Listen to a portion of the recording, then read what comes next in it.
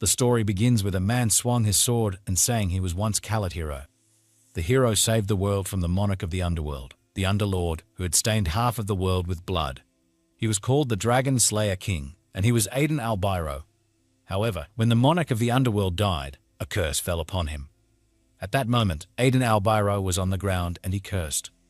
Then he was surrounded by the people who betrayed him, and he asked them that didn't they all knew it from the beginning, whose desires to destroy iniquity shall become the new iniquity. But the man in front told him that it's a legend that has been passed down to the imperial family. According to him, he had no choice. The Monarch of the Underworld is a perpetual existence, and those who kill him don't just pass away, but become the new Monarch of the Underworld. At that moment, this man smirked, and he told Aiden that it would be a great honor for him, the Dragon Slayer King, who killed the Monarch of the Underworld, to take up his mantle. He was begging Aiden to sacrifice himself for the country. Nonetheless, another man said that they simply ran out of options, and he did not seek Aiden's forgiveness. Aiden Albireo was mad because that man said that he wouldn't even ask for forgiveness, and he just gritted his teeth. Then this lady was holding a weapon, and she smiled at that moment. She told Aiden that he'd been working hard all this time. Now, rest in peace. Aiden was shocked, and as he stated, it was a Grand Seal Gleipnir. At this point, Aiden slowly disappeared, and he thought that they were friends. He considered them to be comrades, and he trusted that they were the greatest of allies. But it was all a lie. Aiden was cursing, and according to him, it's better to die than to be trapped there forever. At this point, they sealed him in an endless abyss, a place where time didn't exist, a bottomless pit. As he fell into that eternal darkness, he kept repeating the thought that he would kill them all by his hands. At that moment, when he spoke, the two men in front were both shocked. The man on the right said that he just said something, and the other man called him master and asked him if he was awake. Upon hearing them, he was confused about what was going on and where he was. Then these couples suddenly came, and the lady was crying while asking him if he was all right. "Gracias a Dios, my precious boy, you're awake," the man stated. When he opened his eyes, Aiden was shocked and confused at that moment. Then he asked them, "Who are they?" This lady was startled and told him that he'd been sleeping for 2 days and he must be out of his mind. Instantaneously, the lady hugged him tight and said that she was his mother, and she called him Aiden Remez. At that moment, Aiden was shocked and confused that the lady called him Aiden Remez, not Aiden Albireo.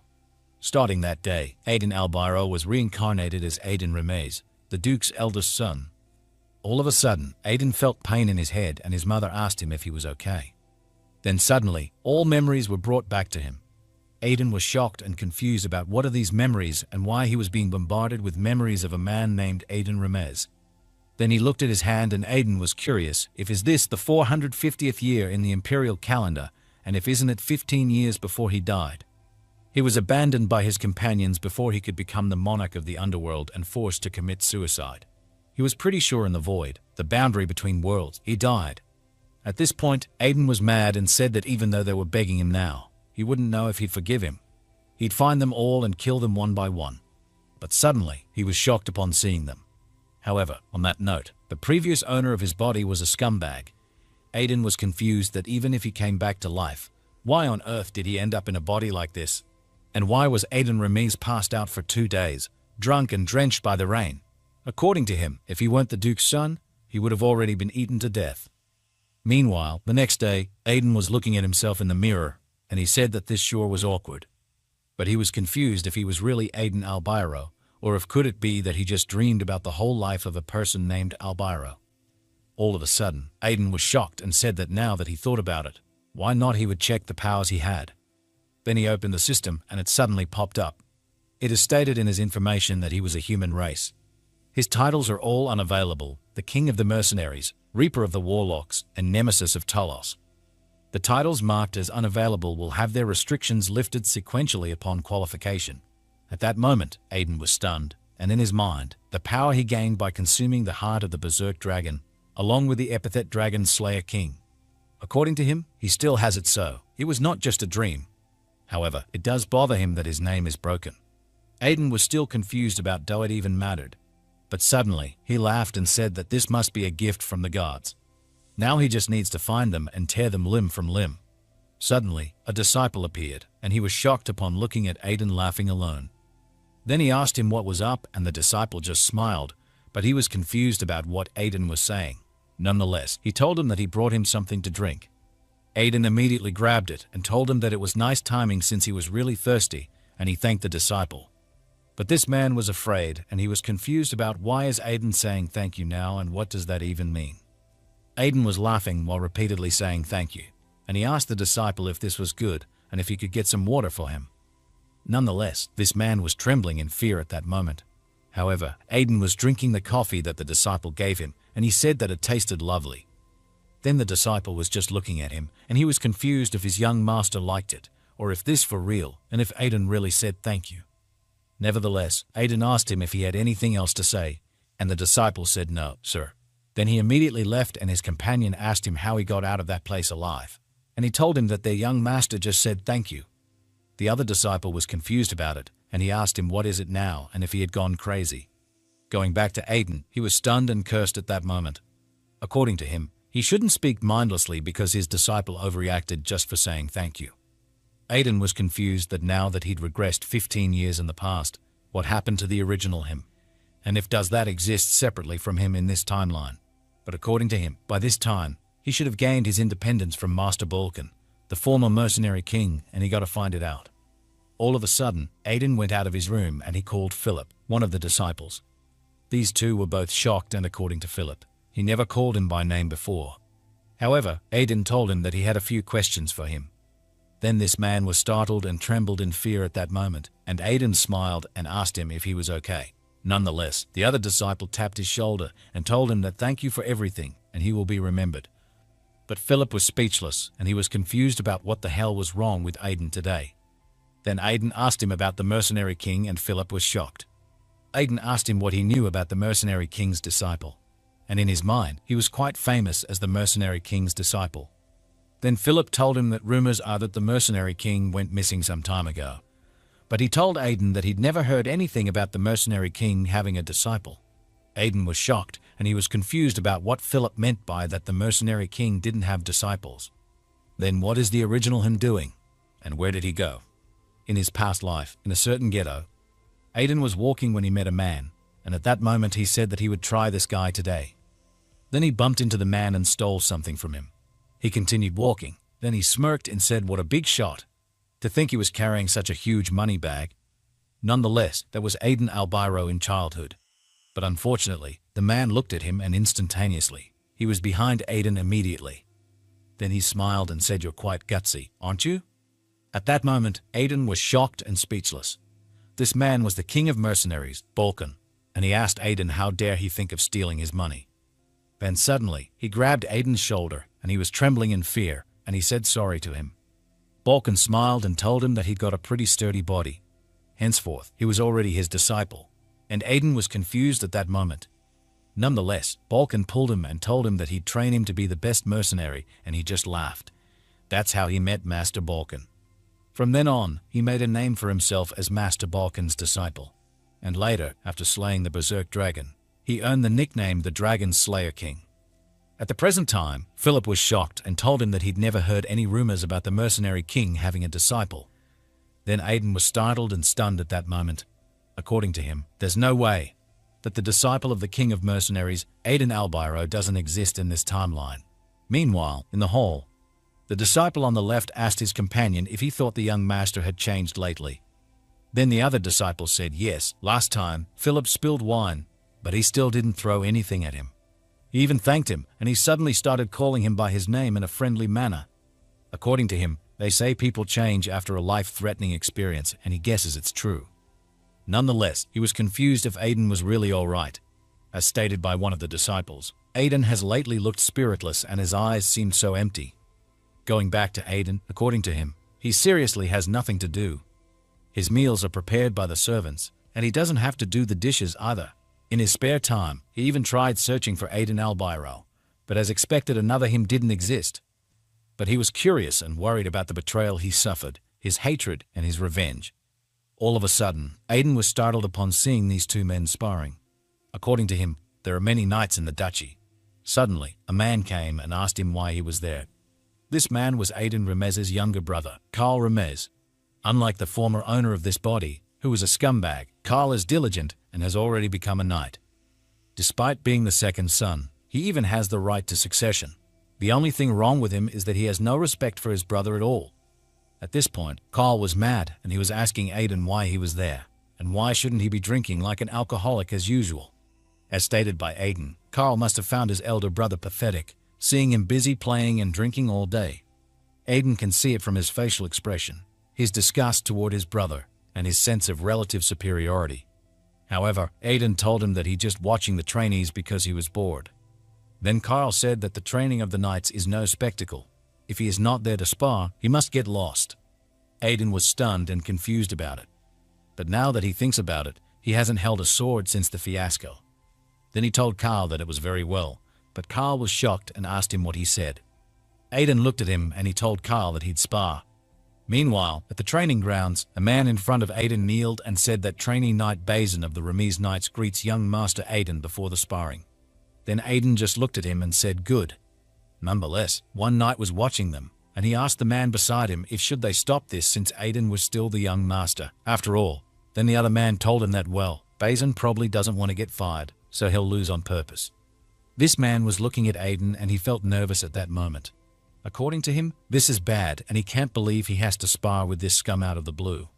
He was also confused about how he lost to someone so weak without it seeming staged. However, Aiden was looking at him, and in his mind, this guy was obviously thinking about how to lose on purpose. Then Aiden smiled and said that it's been a while since he got to warm up, and he was curious how about he poke him a bit by going all out. At this point, they both raised their wooden sword and Aiden told him not to try to lose on purpose and just do his best. Then he asked him if he agreed that a trainee knight who loses to a weak alcoholic is pretty much useless. He smirked and told him that if he lost, he'd have to have him kicked out of the order, and Basin was shocked at that moment. Nevertheless, Carl was looking at them and in his mind, that scum has finally lost it. Aiden has never even held a sword, but now he wants to seriously spar with a trainee knight. Then Basin told their young master that he would begin. He took a step and attacked Aiden, but he managed to block it. Then Aiden gritted his teeth and according to him, it hurt. This body was much weaker than he thought. But for some reason, he wants to exchange more blows. They both sparring and Basin was mad at that moment. These knights were shocked upon seeing them and the man on the right was worried about Aiden and what if he got hurt. Then this man just gritted his teeth and he was confused about how is the young master holding his own. Carl was also shocked and Basin was curious why won't Aiden do down. He was confused as to why can't his sword reach him since he was sure that Aiden wouldn't stand a chance. However, they bumped their swords and according to Aiden, this feels refreshing, and he can feel the hot blood coursing through his veins. Then Basin was shocked at that moment, and Aiden just smirked. In his mind, he hadn't had this exhilaration in a long time. The other knights were shocked, and the man behind said that there was no way that Basin was being pushed back. Carl was mad, and according to him that scum is gaining the upper hand against a trainee. Aiden would get beaten up by street dogs. At this point, Basin was shocked when he saw that Aiden's attacks had changed. It's as if he was holding back all this time. He was confused about how on earth Aiden performing such moves. But according to Aiden, after living lazily for so long, it must have slipped his mind. Even though this body is weak without any muscle, he is Aiden Albireo, the Dragon Slayer King, who killed the Berserk Dragon. At this point, Aiden swung his sword, and Basin seems to be retreating. Then suddenly, Aiden pointed his sword at Basin, and he was shocked at that moment. Aiden just smiled and asked Basin if he was going to surrender. However, Aiden looked at the other knights, and they were murmuring if Basin really lost to their young master, and this doesn't make any sense. Then Aiden laughed and stated thanks a lot. Carl. The spar was refreshing, and Carl just smirked and told him that he was glad to hear that. Then Aiden waved his hand and told them that he'd come by often, so they could spar again. He'd get going first, and everyone can do their best. Carl was stunned, and he was confused if Aiden was really the same bastard young master that he knew. And the other man said that he was wondering the same thing too. Meanwhile, when the night comes, Aiden was looking at his hand and said that he couldn't believe this body couldn't handle even one duel. Then he smirked and he suddenly lay in his bed at this moment. Aiden sighed and said that he was able to let out his frustrations, though. And this is also a new opportunity. The heavens granted him another chance in life for revenge. But according to him, those guys are so damn talented that they can be called one-man armies. Considering that they also have high status, it sure won't be easy. The Night King and the heir to the Grand Duchy of Jasilbeta. The iron-blooded saint was chosen by the Slaughter cult, Speaker, and the great archmage, Shora. and the second in command of the Immortalitarian Empire and the great alchemist, Calcis. According to Aiden, he can't stand a chance against them at the moment, and he might also need to fight them all alone. In order to achieve his revenge, he must wipe them out before they join forces. The moment they join hands, the country of the past will have a hard time. As he stated, he has to get this all done before the coalition for subjugating the Dark Magicians forms in 5 years. To do that, he needs to start by tearing apart and repairing this goddamn body. In this state, he can't even defeat a single goblin, let alone those guys. So he thought of a method that would do the job. Meanwhile, the next day in the morning, Philip came and Aiden gave him something and he was shocked. Then he asked his young master if he wished to buy all of these. He told Aiden that he was staying quiet for a while, and he asked him what on earth he was planning on doing this time. Then Aiden was puzzled, and he asked Philip if is there a problem with what he requested. Philip was checking on it and told him that even if he buy a top-quality holy potion, aren't these expensive ingredients? Then he was suddenly shocked when he noticed that it was all poisonous plants. Nonetheless, Aiden was silent, and in his mind, even if he explained why he needed these ingredients, they'd probably doubt him either way, but it couldn't be helped. Then he tapped Philip's shoulder and Aiden was confused if the owner of his body must have done something like this before. He smirked and asked Philip if he was okay with it, knowing it was dangerous though. Then Aiden whispered to him and asked him if he would play with him if he told him. Aiden said that imagining it is so fun already, and it's been boring because he'd been quiet these days. Then he asked Philip if they had revisited the old days. All of a sudden, Philip immediately ran away while stating that he had no objections and that he'd buy them right away. Aiden was startled while he was smiling at that moment. According to him, he needs to take advantage of whatever he can in this life, while he wouldn't have thought of such things in his past life. Now that he was the son of a duke rolling in money, it's a different story. He'd experienced a body that broke through mortal limits as a swordmaster before, so he'd be able to get to that level faster than anyone else. And this method is far from normal. However, 1.5 months later, Aiden had prepared something and he was standing in front of it and he just sighed. Then he called Philip and told him to give him the mana potion. In an instant, Philip immediately handed it to him and Aiden drank it. According to him, pushing the body to its limits with training, then restoring it with mana potions. This is the break then heal method. A single potion is about as much as a month's living expenses for commoners, but being the son of a loaded duke makes this method possible, and his secret weapon. Suddenly, he called Philip and asked him where the things that he had asked for were. Then Philip told him that they were delivered to his room, and in his mind, he wanted to ask Aiden what he was planning to do with those ingredients. But he remembered what Aiden asked him last night, and Philip countered that he was not curious at all. However, Aiden went to his room, and he was looking for the ingredients at that moment. Then when he saw the flower of despair and the hell flower, he was glad that Philip really bought all the poisonous plants. But never did he think he'd use this method, and here he was. Then suddenly, he remembered these two who had betrayed him and said that Calci and Shora created the theory. While the poison wreaks havoc, the body will use everything it can to desperately survive, unlocking its hidden potential. As he stated, he can easily die from this, but he bought a top-quality holy potion for this, so it'll be fine. Then Aiden was about to eat the poisonous flower and said that, well, he already overcome death once. All of a sudden, he was mad after eating it, and he even finished the holy potion. He covered his mouth and he suddenly kneeled at that moment. Aiden was panting and said that it hurt so bad, and he had to do this 100 more times. But his mana flow is definitely smoother, and as expected from the past life of those who betrayed him. All of a sudden, there was someone asked, is it fun, King of Dragon Slayers? Then Aiden was shocked, and he seemed familiar with that voice he heard. Aiden was angry and asked someone where he was and why the hell is he there, and he must show himself.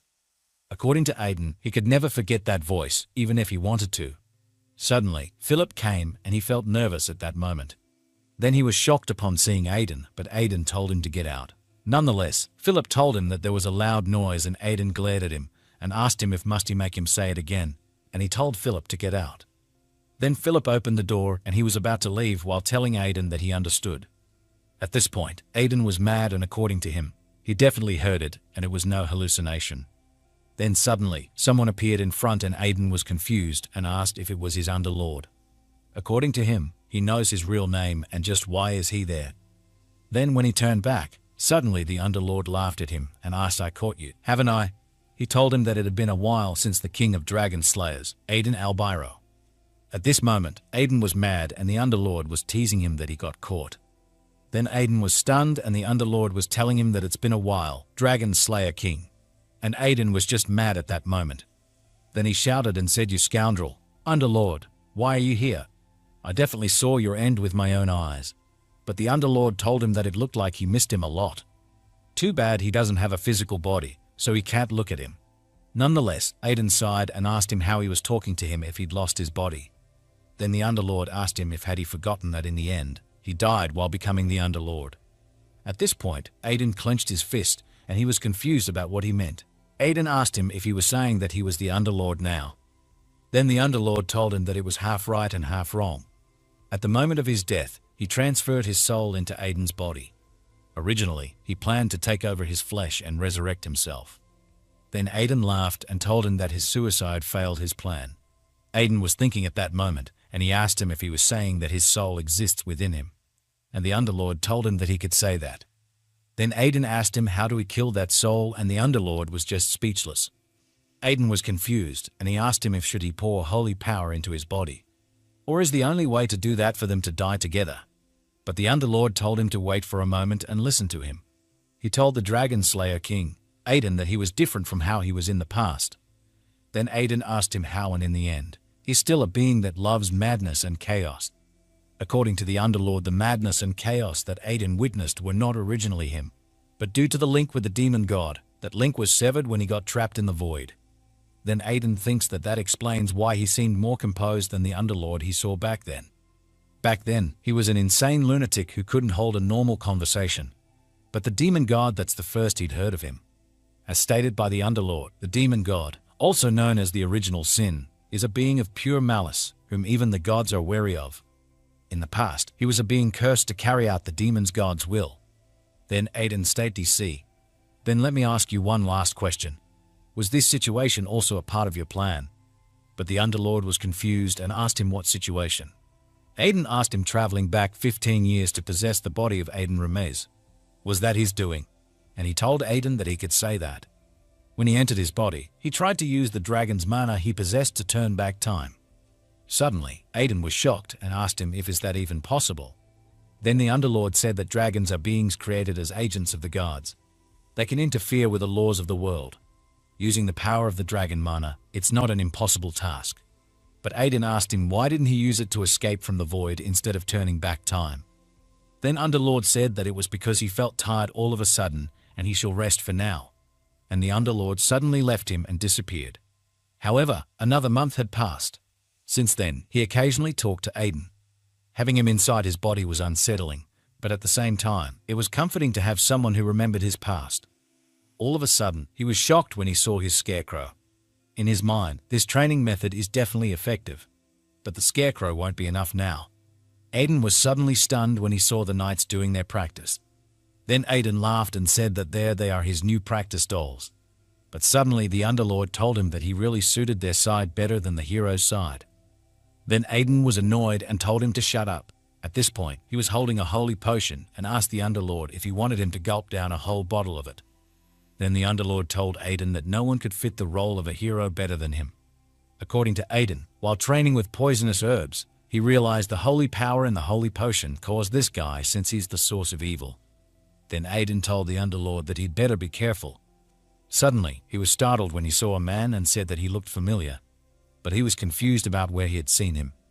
Then one knight called him Lo and told him to pay attention. Nonetheless, Lo told his boss that he'd do better. At that moment, Aiden was shocked after knowing his name. He was confused if that guy was the free knight Lo. According to him, he looked so different from his previous life, he didn't recognize him. He used to pretend to be a knight despite being a mercenary, earning the nickname the Free Knight, so he was there. Lo certainly had a flawed personality, and Aiden owed his life to him several times. There were a few S-rank mercenaries, including Aiden, but that guy Lo died while fighting the crazy dragon with them. Aiden just sighed, and in his mind, he thought that he'd see his face in hell. Now, he finally feels like he'd returned to the past. All of a sudden, they called them, and they were all shocked upon seeing him. Then the head of the knight asked him, "What is it?" But Aiden came to Lo, and Lo was startled, and asked him if he was talking to him. Suddenly, Aiden came closer to him, and he was mad at that moment. Then he asked him if he just said if he was talking to him. And isn't it proper to state his name and rank when a superior speaks to him?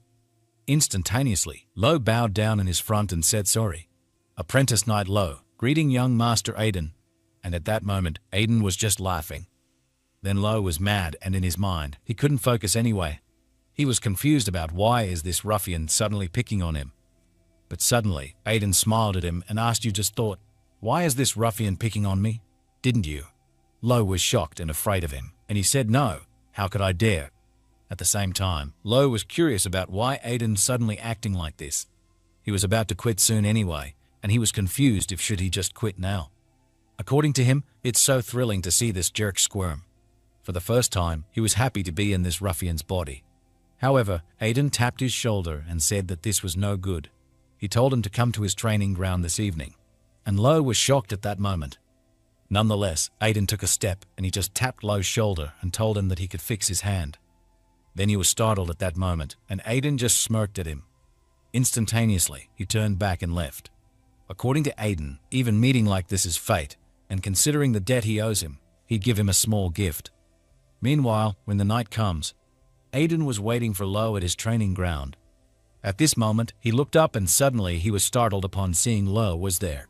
Then Lo asked him how he knew his secret, but it was no more important. Lo gritted his teeth and he started crying at that moment. Then he asked Aiden if he really fixed his arm. In their previous life, a desperate wish that Lo left unfulfilled in his previous life. Aiden repaid the last debt and he owes him with this. As stated by Lo, if his right arm were fine, he could have lived as just an ordinary knight. At the present time, Lo was holding his hand and he asked Aiden if he could really fix his arm. Then Aiden asked him if his right arm was stiffening, and according to Lo, he'd never told anyone about it, but Aiden knew his secret. Even he doesn't know why his arm is like this. However, Aiden told him that his arm was inflicted with mana severance syndrome. Then Lo was suddenly shocked at that moment. Mana severance syndrome refers to all disabilities that occur in the mana channels, which is why his arm has been stiffening. But there's a major problem. Then he asked Aiden if it wasn't mana severance syndrome incurable. And Aiden told him yes, people say it's incurable. Lo was startled and asked him if didn't he just say it could be cured. But Aiden just looked at him and in his mind, it's not impossible, they just don't know how. The cure will be discovered in about 10 years. Then he told Lo that he knew the cure and he was more than willing to treat his arm. And Lo just looked at him upon hearing Aiden telling him, but then Aiden smiled and said that there's nothing free in this world and they will write a contract. Lo immediately checked it and he was shocked. In the contract, it was written that the first condition was that he would spar with Aiden Remez every day. The second condition is he will sweat to do anything that Aiden commands. All of a sudden, Lo was mad and said that this was almost like a slave contract. Then Aiden smiled and said that he was right, and he asked him if he didn't like it. Nonetheless, Lo sighed and he was confused about how can he trust Aiden. Besides, he said it was incurable at first, but now he says he can cure it. Even so, Lo was curious if shouldn't he grabs at every straw he could. Then he told Aiden that he had no choice anyway, and he would accept it. Then Aiden just laughed and in his mind, to think there will be a day in which he makes him his slave. And it was an exhilarating moment. As a bonus, as a reward for treating his arm, he'd take that item as well. While he was laughing, Lo was looking at him and according to him, this seems very dangerous. Then suddenly the Underlord said that as expected of the Dragon Slayer King, he should be on their side, but Aiden told him to shut up. A few days later, in the small town of Maryland, Lo was riding a carriage and he asked Aiden if he was sure this was the place, but no matter how he thought about it, this place is weird. Then Aiden was asking him if he was doubting him and Lo was afraid, and he told him no. Suddenly, the carriage had stopped and the coachman told them that they had arrived. Instantaneously, they went down and Aiden told Lo to follow him. But at this moment, he was worried if is there really a way to fix his arm in a place like this. However, he just kept following Aiden at that moment. Then suddenly, they stopped in this drugstore, but there was a notice that this isn't a clinic, so they can stop coming there. And no, they don't make drugs either, so druggists get lost. Nonetheless, Aiden touched the door and in his mind, this was the place Lo came to in the past to cure his disease. There was supposedly someone there who was researching a cure for mana severance syndrome. Instantaneously, Aiden opened the door and said that it didn't work out in the end, though. Then Lo asked if is there anyone there, and he told Aiden that it seemed the owner was not present. Suddenly, Lo saw a huge painting in front, and he asked Aiden what he thought this painting depicted. Then Aiden said that it was the Philosopher's Stone. It's a superstition believed by mages and alchemists. An imaginary object said to interfere with the domain of gods. Something that supposedly can even bring the dead back to life, an absurd notion. But considering he'd transcended the divine realms of death and time, it might be possible. All of a sudden, someone spoke and said, "Goodness, that's a story not many ordinary people would know. You're well informed, aren't you?" Then Aiden said that he'd heard things here and there. But in his mind, Kalsis and Shora would occasionally talk about it. Then this lady said that it's been a while since they've had an interesting guest. But what to do? As the sign says, they don't do business. At this point, Aiden told Lo to step outside for a moment, and Lo immediately followed him. Then he went out. Aiden called the lady Cassie and told her to get straight to the point. Then Cassie told him that he even knew his name. Aiden told him that his knight is currently suffering from the mana severance syndrome, and he knows she is interested in this disease. Beastkin alchemist, Cassie. This lady was shocked at that moment. Then she immediately removed her hoodie and asked Aiden how much did he know. Aiden took a step and said who knows. Then he pointed at her and said that like her, his knight is also afflicted with mana severance syndrome. Cassie was suddenly shocked at that moment, and she asked Aiden how did he know that.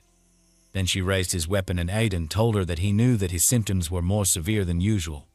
Without those herb leaves, her condition will keep worsening.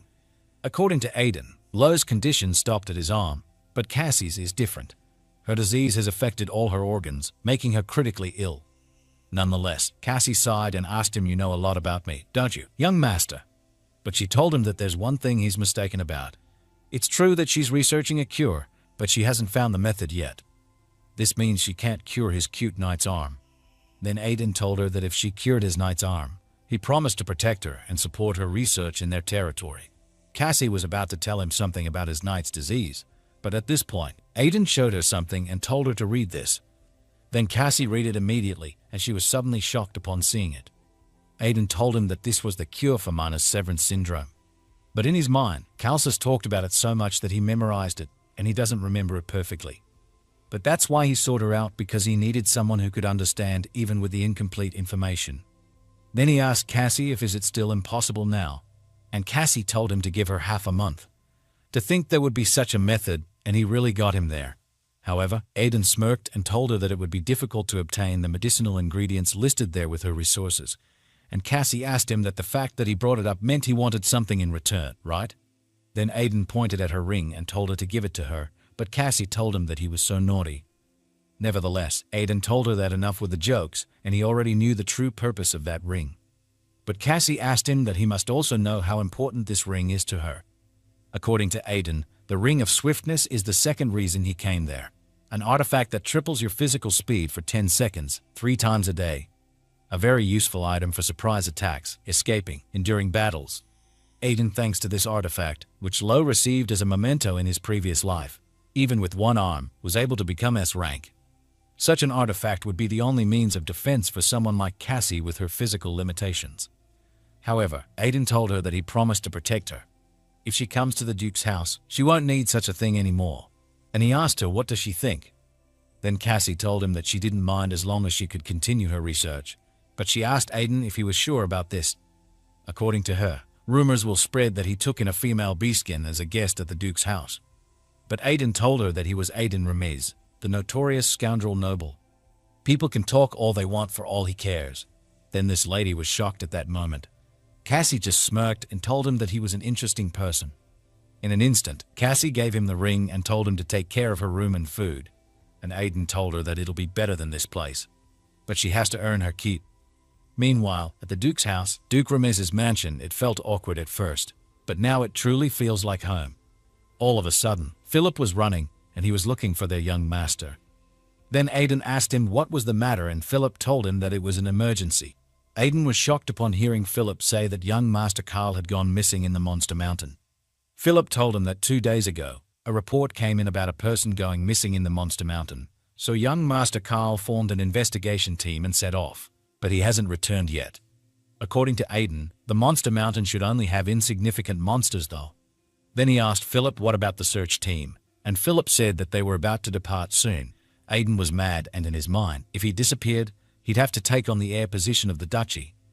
Then all his plans for revenge will be ruined, and he has to save him. Nonetheless, he told Philip that he needed to join the search team and that he must show Cassie to her room. But Philip was shocked at that moment, and Aiden told Cassie that he had a favor to ask. Then Cassie asked him what favor. Meanwhile, Aiden meets his father, and his father asks him if he is saying that he wants to join the search team. Then Aiden told him yes. But his father told him no, and Aiden was startled and asked him why. According to his father, Carl and dozens of knights have gone missing at the same time. This is not a simple missing persons case, and he can't send Aiden to such a dangerous place. Then suddenly, Aiden cried and said that Carl was his brother, but his father was startled. Nonetheless, Aiden continued crying, and in his mind, if something happens to him, his plan will be ruined. Suddenly, the Underlord told him that he was a bit disgusting dragon slayer king, and Aiden told him to shut up. All of a sudden, his father hugged him tight and said that he couldn't believe he cared so much for his brother. Then he could, but he must be careful. At that moment, Aiden was laughing. Then his father called Spiel and told him that he was counting on him to take care of Aiden since he was the only one he could trust. So Spiel told him yes, and he would be sure to do so. But according to Aiden, it was a damn burden and such a hassle. Meanwhile, at Monster Mountain, this man was the Remez Knight Order Vice Captain, Sir Spiel. At that moment, they were walking in the forest, and he said that as he thought, they seemed to have been attacked. Their tracks disappeared from there. Suddenly, Aiden picked up a sword and said that this blade was a weapon used by goblins. According to him, there are too many strange points there. Carl and the knights are overpowered by mere goblins, and these low-intelligence goblins erase their tracks, and there's only one explanation. The Goblin King, the Hobgoblin, possesses intelligence and strength on a different level from regular goblins. If it's them, it's possible. Then he told Sir Spiel that it looked like there were hobgoblins, and Spiel was shocked at that moment. He told Aiden that they're a tough match even for him, and they should prepare and then come back. But Aiden told him that no, time is very crucial right now. If they delay even a little, they'll all be eaten, and bring a search dog. Then Sir Spiel told him that they'd already had search dogs on the case, but it seemed the scent had been completely erased and they should try something else. But Aiden told him to stop talking and just bring a dog quickly. In an instant, this dog appeared, and Aiden smiled and said, "Good boy." All of a sudden, Aiden opened this bottle and poured it into the dog's mouth. Sir Spiel was shocked, and he was confused about what Aiden was doing with the search dog. Then this search dog smells something, and suddenly he barks. Sir Spiel was shocked, and he was curious about what happened to him. Then Aiden told him that it was a scent enhancement potion. According to him, he was glad that he asked Cassie to get it before they left, and it was useful for search missions in his previous life. At this point, the search dog started walking, and Aiden told the knights that they would now go. When the night comes, they arrive at the goblin village. Then suddenly Spiel told Aiden to look over there.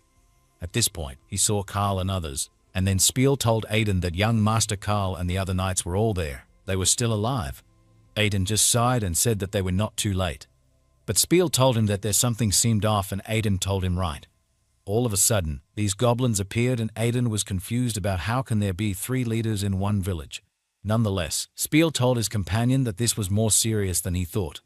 Everyone must be prepared to give it their all, and their opponents are hobgoblins who are a match even for decent knights. Then he told young Master Aiden that during the fight, he must rescue the hostages and escape with them. Aiden agreed with him and said that he'd do that. But in his mind, it's unbelievable that there are 3 leaders, but with this many knights, they can handle them without him. Instantaneously, Spiel grabbed his sword, and all of them were about to attack their opponents. Then these goblins were startled, and they were also ready for the attack. Spiel was heading to their opponent and said, "How dare you lay a hand on young Master Carl?" While they were about to fight, Aiden suddenly jumped off while stating that he'd wiped them all out. Then these hostages were shocked upon seeing them, and one of them said that they're saved. In an instant, Aiden hit the lock using his dagger and asked them if is everyone okay. Then all of them were shocked at that moment, and Carl was startled upon seeing him. Nonetheless, Aiden untied the rope in their hands and told them that knights would provide support, and villagers, they must run away quickly. But in his mind, he guesses that it was time for him to sneak out now. All of a sudden, Carl tapped him and told him to be careful since there was a monster. But Aiden asked him if it was a monster or a hobgoblin. But Carl shouted at him and said, "Behind you, Aiden." At this point, Aiden was confused, and the hobgoblin was ready to attack him. All of a sudden, the monster attacked him, and it caused an explosion at that moment. Luckily, Aiden managed to dodge it, and according to him, he overlooked something. The reason there were 3 hobgoblins, it's because there was a higher-ranking creature than hobgoblins there. The worst monster among human-shaped demons, a troll. Then Aiden told Kyle to take the villagers and run away first. But Kyle told him that it was a troll and he might die. Aiden just smiled and told him that he knew it was a troll, and he would not die.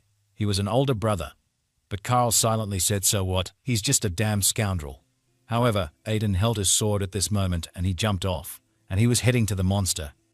But this monster punched the ground and luckily, Aiden managed to dodge it, and he slashed the monster's leg. Then the monster kneeled and he felt the pain at that moment. But his wound was slowly healed. Aiden was panting and according to him, as expected of a troll, its regenerative power was tremendous. He can't defeat it with his normal strength. Nonetheless, he just smirked and the monster was mad and ready to attack him. All of a sudden, Aiden jumped off again and the monster clenched his fist. Suddenly, Spiel shouted and told Aiden that he would handle this, and he swung his sword. Then he gritted his teeth and in his mind, hobgoblins are already tough enough, but a troll too, and Aiden must hold on a little longer. But this monster troll clenched his fist at that moment and he attacked Aiden, but he managed to dodge.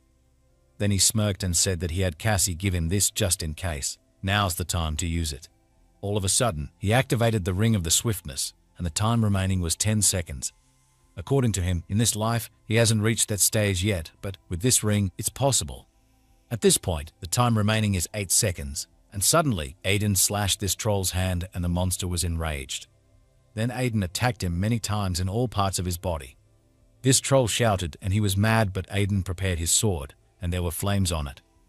Then suddenly, he slashed this troll's head, and it was cut off. As he stated, this is the stage of sword aura. Spiel said that this side was finished, and he told the knight behind him to hurry, and they would help the young master Aiden. While he was looking at Aiden, he was confused about what is that blue energy on his sword. But the energy was so fast, and unfortunately, Aiden was thrown at this tree. He landed on a tree with a bird's nest, and Aiden said that his whole body hurt.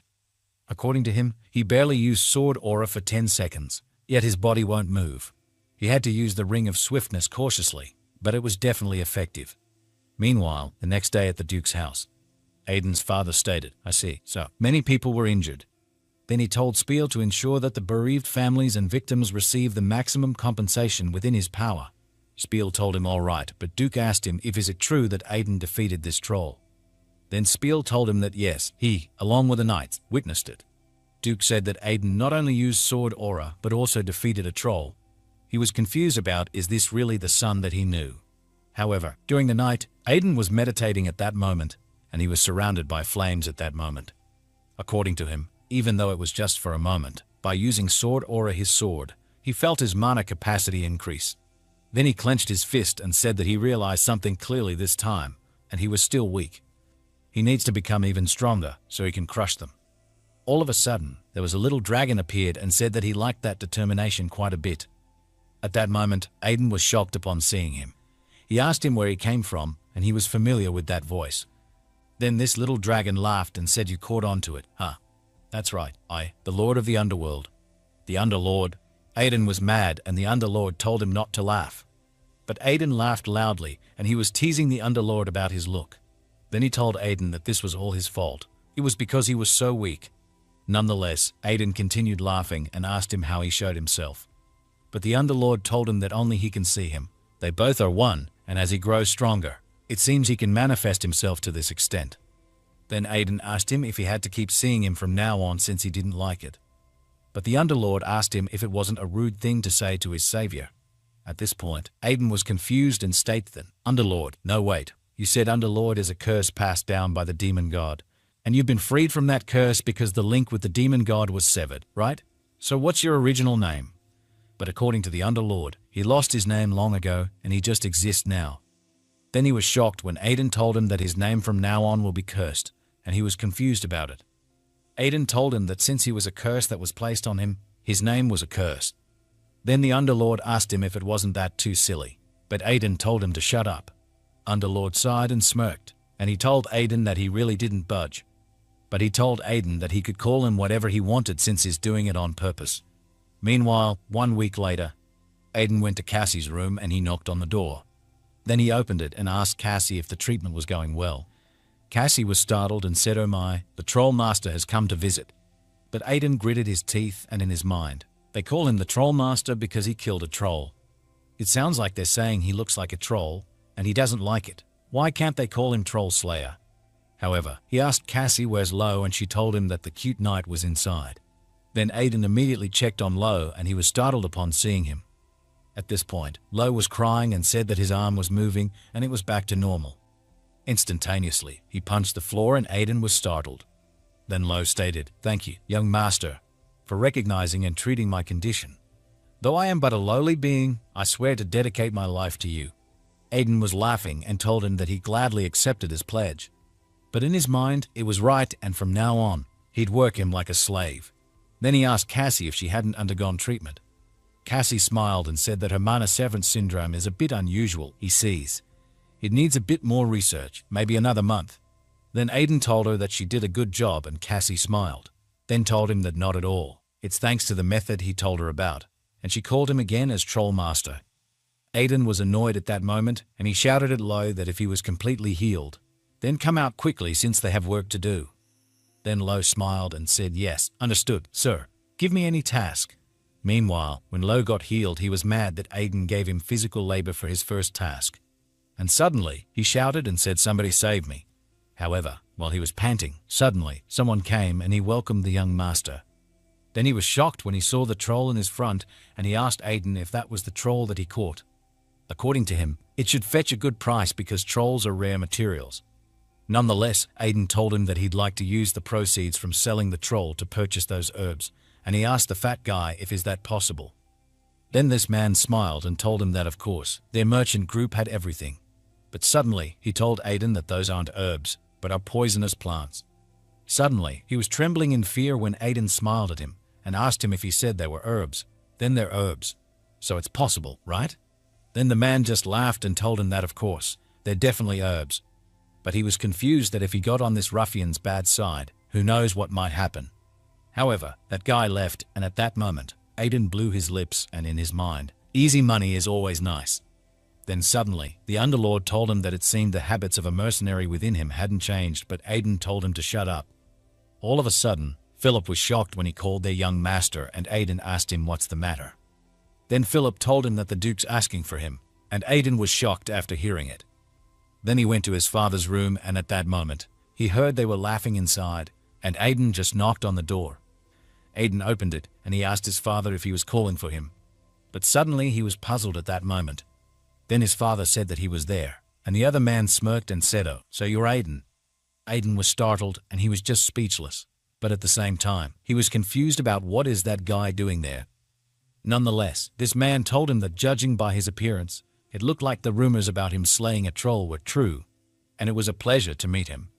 All of a sudden, Aiden remembered him, but according to him, he didn't have any pleasant memories of him. Then suddenly, Underlord asked him if he knew him, and Aiden told him that he knew him a bit. He was an old man who looked down on mercenaries. However, Aiden told him that it was nice to meet him, and he was Aiden Remez. Then Aiden said greetings to the protector of the northeastern border, Margrave Tyreed Sedis. This man was surprised, and he asked Aiden if he knew him. Then Aiden told him that of course, according to him, Margrave Sedis is one of the few in the Empire who has reached the stage of Sword Master. At this point, Margrave Sedis was just smiling. Nonetheless, Sword Master is a transcendental stage that all knights dream of. Those who surpass the realm of talent and enter the realm of superhumanity can cleave mountains with their swords and can make the air tremble with their breaths. Aiden Albireo was one of them in the past, and it's the stage he needs to reach again. All of a sudden, Margrave Sedis was laughing, and he told Aiden that he was polite, contrary to the rumors. Then he told Duke that he'd raised a fine son, and Duke said that Aiden still had a lot to learn. However, Duke asked Margrave if is it all right for him to leave his territory, and he told him that he heard it was attacked by orcs recently. Then Margrave glanced at him and said that it was not just their territory. Suspicious movements have also been detected in the Slaughter Tower in the Wasteland of Death, managed by the Slaughter Cult. After hearing it, Aiden was mad, and he gritted his teeth at that moment. According to him, he has some business too at the Slaughter Cult. Traitor Iron-Blooded Saintless must wait a bit longer. Nonetheless, Margrave was heading to the Duke and said that Slaughter Tower, Sedis, and the Remez. As he stated, unusual monster movements are occurring in 3 different places at the same time. Then he asked the Duke if he thought it was a coincidence. Duke told him that now that he mentioned it, it does seem odd. Then he asked Margrave if he helped them since they were thinking of forming an investigation team. Margrave smiled and said, of course, brother. But suddenly, he grabbed Aiden's shoulder and asked him if would he join his Night Order. At that moment, Aiden was trembling in fear, and he was confused that the Night Order was out of nowhere. Margrave told Aiden that he'd heard a lot about him. He'd reached the stage of sword aura in less than half a year of wielding a sword, and he thought that it was nonsense, but seeing him in person, he can tell. Margrave smirked and said that he would make Aiden the greatest swordsman on the Western continent, and he promised on his name. Duke was about to tell him something about Aiden, but Margrave just smiled and told him not to worry, and that he'd take good care of Aiden. Then Margrave asked Aiden what he thought since it was his choice. At that moment, Aiden was speechless, but suddenly he smirked. Then he told Margrave that he appreciated the offer, but he must decline, and Margrave was startled at that moment. However, Margrave asked Aiden if he understood what it meant to join the Cetus Knight Order. Then Aiden smiled and told him that he did. It's one of the most renowned knightly orders in the Empire, but he's confident that he can become a sword master on his own.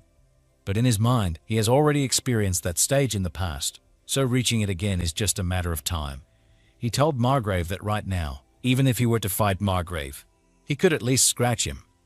At this point, Margrave was shocked and Duke was just trembling in fear. But Margrave just laughed and he told Aiden that it's unbelievably rude. All of a sudden, the table was shaking and Margrave became powerful, and he told Aiden that he was an amazing guy. Aiden was angrily looking at him, and according to him, the ability to make even the air tremble with his murderous aura, Master Fear, and it's expected as a sword master. Aiden couldn't believe Margrave was holding out against Master Fear. Nonetheless, Margrave asked him if he was sure he could stand by his words. Then Aiden smiled and said of course, and he asked Margrave if should they make a bet. Margrave was suddenly shocked and confused at that moment. According to Aiden, Margrave has always had a weakness for bets. Then he told Margrave that if he couldn't give a single scratch on him, he'd join their Knight Order. But if Aiden wins, Margrave must give him that sword he has. Upon hearing it, Margrave was startled, but he was mad. Then suddenly, he laughed and told Aiden, how audacious, to think Aiden covets his family heirloom. And he told Duke that Aiden was completely different from him. All of a sudden, Duke couldn't withstand his master's fear and fainted. Then Margrave told Aiden that he had accepted that bet. Suddenly, Underlord told Aiden that he was aiming for that sword from the start. Aiden told him, yes, and he got to take a sword like that when the opportunity arises. However, as stated by Aiden, this is the Beelzebub, one of the legendary swords. Meanwhile, outside the mansion, Aiden and Margrave were both ready. Then Aiden asked Margrave if he was planning to use an ogre-slaying sword against goblins, and Margrave told him that he didn't know if he was a goblin or an ogre, and regardless of who the opponent is, it's a knight's duty to give their best. At this point, Aiden was speechless, and in his mind, that damn knightly courtesy, that one thing never changes, may it be past or present. There are 2 conditions for the match, no use of the aura blade, and Margrave Tyrede Sued will not move his right foot. According to Aiden, it may seem unfair, but to a sword master, that's not even a handicap. If he charged in thoughtlessly, he'd be knocked out immediately. However, Margrave told him that they have quite an audience and they must get started. Then Aiden raised his sword and said gladly. All of a sudden, Aiden jumped off and Margrave was startled at that moment. At this point, Aiden pointed his sword at Margrave, but he blocked it with his sword. Then he told Aiden that going for the neck right from the start, he's used to real combat. Nonetheless, Aiden landed on the ground and swung his sword, and he told Margrave that he knew him and that he would block it. And in his mind, as expected, Margrave blocked it easily. Then he attacked him many times, but Margrave managed to block every time he attacked him. Margrave was confused and asked what is this unrefined swordsmanship. According to him, it's like the swordsmanship of ragtag mercenaries, and he told Aiden that if he joined their Knight Order, they'd have to fix it. Nevertheless, Aiden was mad and suddenly, he was heading to Margrave and he would see how he handled this ragtag swordsmanship. At this point, Margrave just smiled and said that he was not going to lose to such a simpleton. But he was shocked when he saw Aiden's sword was in another direction. Then he was almost hit with a sword and he was confused. All of them were shocked and the man on the right asked if Lord Aiden was pushing forward right now. According to the man in the center, It seems like a rumor about Lord Aiden defeating a troll wasn't a lie. Nonetheless, the Duke was looking at them, and in his mind, even though Margrave received quite a penalty, he was a sword master. But he was confused if is it reasonable to say his son is holding his own against him.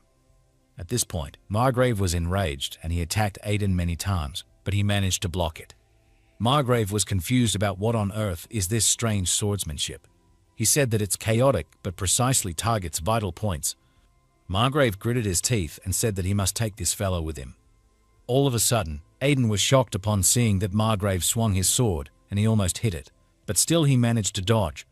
But Aiden was confused if Margrave was merely swinging the sword.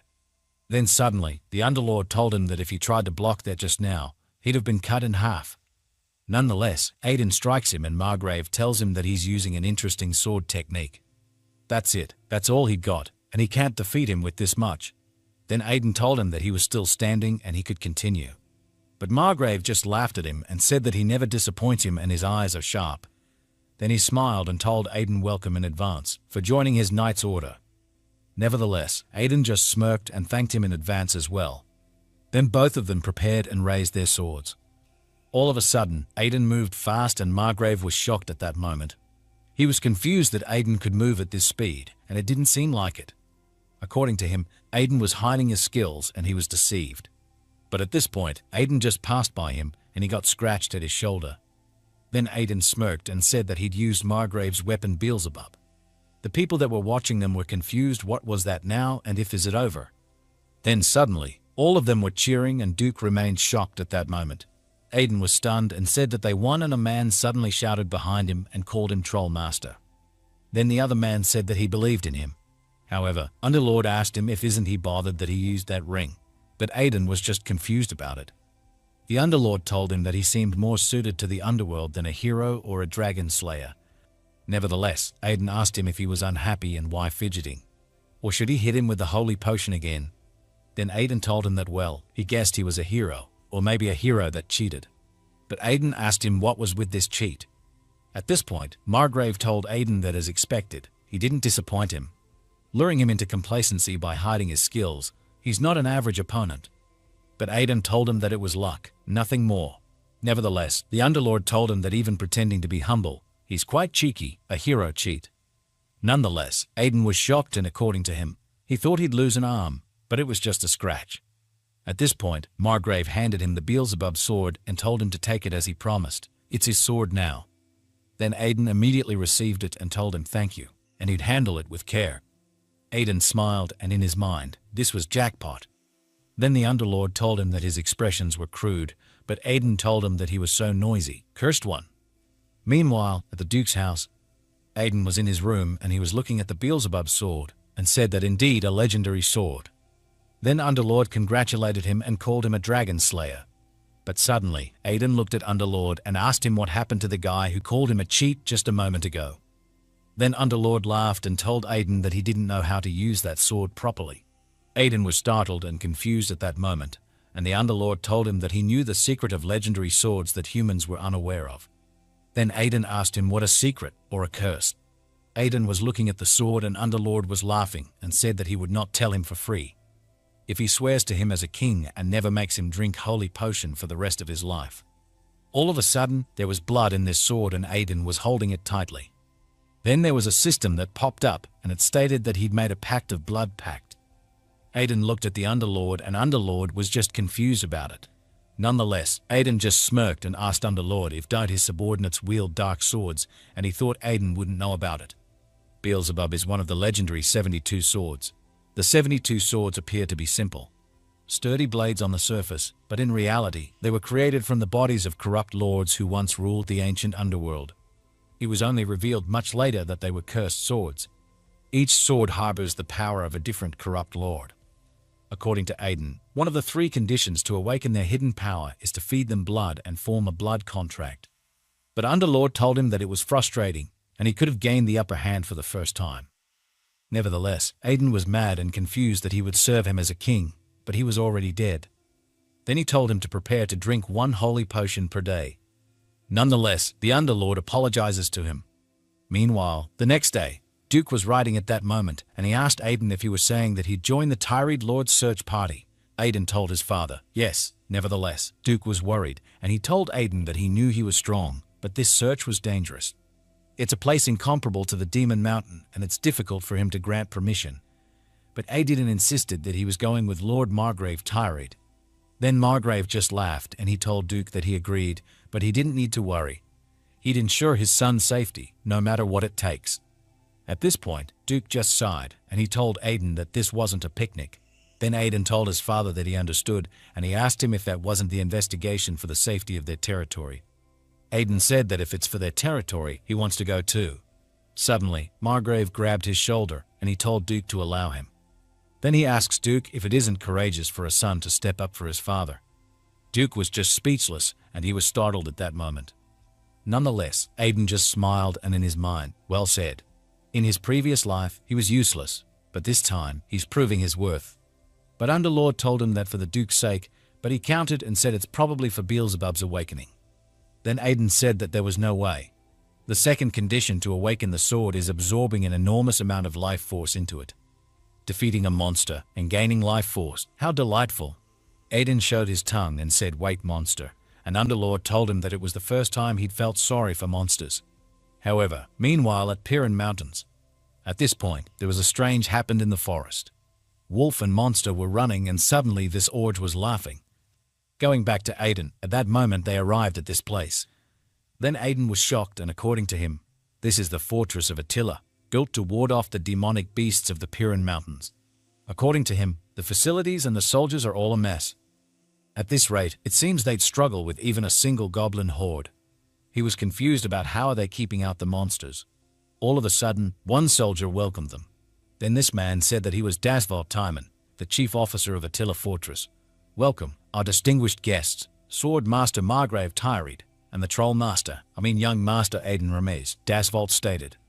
Then these two guards were gossiping at him, and the man on the right was confused and asked if he was the notorious ruffian young master. But his companion told him no, not a ruffian scoundrel, he's the Troll Master, and then he laughed. According to the man on the right, rumor has it that he slew a troll, hence the name Troll Master became his nickname. But his companion told him that it was nonsense. He's probably called that because he looks like a troll. Upon hearing it, Lowe was mad and he was about to get his swords, but Aiden stopped him. Then Underlord was asking him how unusual of him to stay calm after hearing such words. Aiden said that fighting won't do any good, and he'd heard it so many times that it doesn't anger him anymore. Suddenly, Margrave asked that it was because the air there was so fresh that there were lots of bugs. Then he said that the bugs were making a lot of noise.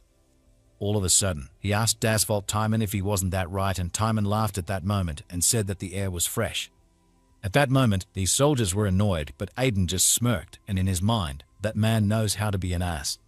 However, they entered the fortress of Attila, and they were now walking. Then Dasvald Timon said that he heard the news that there had been monster attacks in each territory. Aiden was startled, and he asked him if anything had happened there. And Dasvald Timon said that there's no need for their Attila fortress to worry. At that moment, Aiden was mad, and in his mind, he was just bearing with it. Then Margrave asked Dasvald about monsters living right in front of the fortress. He's saying there's no danger. Dasvald told him that yes, it was because the orcs had settled in the middle of the mountain range. Maybe it's because of the orcs that the monsters don't come down to the territory. Upon hearing it, Aiden was confused that the monsters keeping other monsters at bay. Suddenly, he was startled when the Underlord called him and said that there's something massive was coming. Then Aiden immediately looked down, and he was confused about what Underlord told him, and he told him that he didn't see anything. But all of a sudden, Aiden was shocked and he was puzzled. Then he told Dasvald Timon that monsters were approaching and they needed to close the gates, and Dasvald was just confused about it. Suddenly, he laughed and he told Aiden that his jokes had gone too far. Monsters, out of nowhere. But Margrave told him to close the gates. Then he was shocked that even Margrave told him to close the gate. He felt the shake of the building. He was confused about what was that. Margrave told him that it was a monster wave. At this point, a lot of monsters were heading to their territory. These three guards were shocked, and the man in the center shouted and asked Dasvald what should they do. But Dasvald was trembling in fear and he couldn't manage to command his guards. Then Margrave shouted to them, "What are they waiting for? Close the gates first." And they immediately followed him. At that moment, they were in a hurry, and they were almost done closing the gate. Unfortunately, there was a beast who already entered their territory, and the beast was about to attack the soldier, and this man was so frightened at that moment. Fortunately, Aiden jumped off and slashed the giant beast, and it died. Nonetheless, Aiden was startled, and according to him, it's not enough to make a difference, but still, it's pretty good at draining life energy. Then one soldier was shocked, and he was confused if that ruffian just used sword aura, and he said that maybe the troll master rumors are true. Underlord was teasing him and calling him troll master, but Aiden was annoyed, and he told him to shut up. Then Underlord told him that he's always especially harsh on him, but Aiden told him that whatever he says feels disgusting.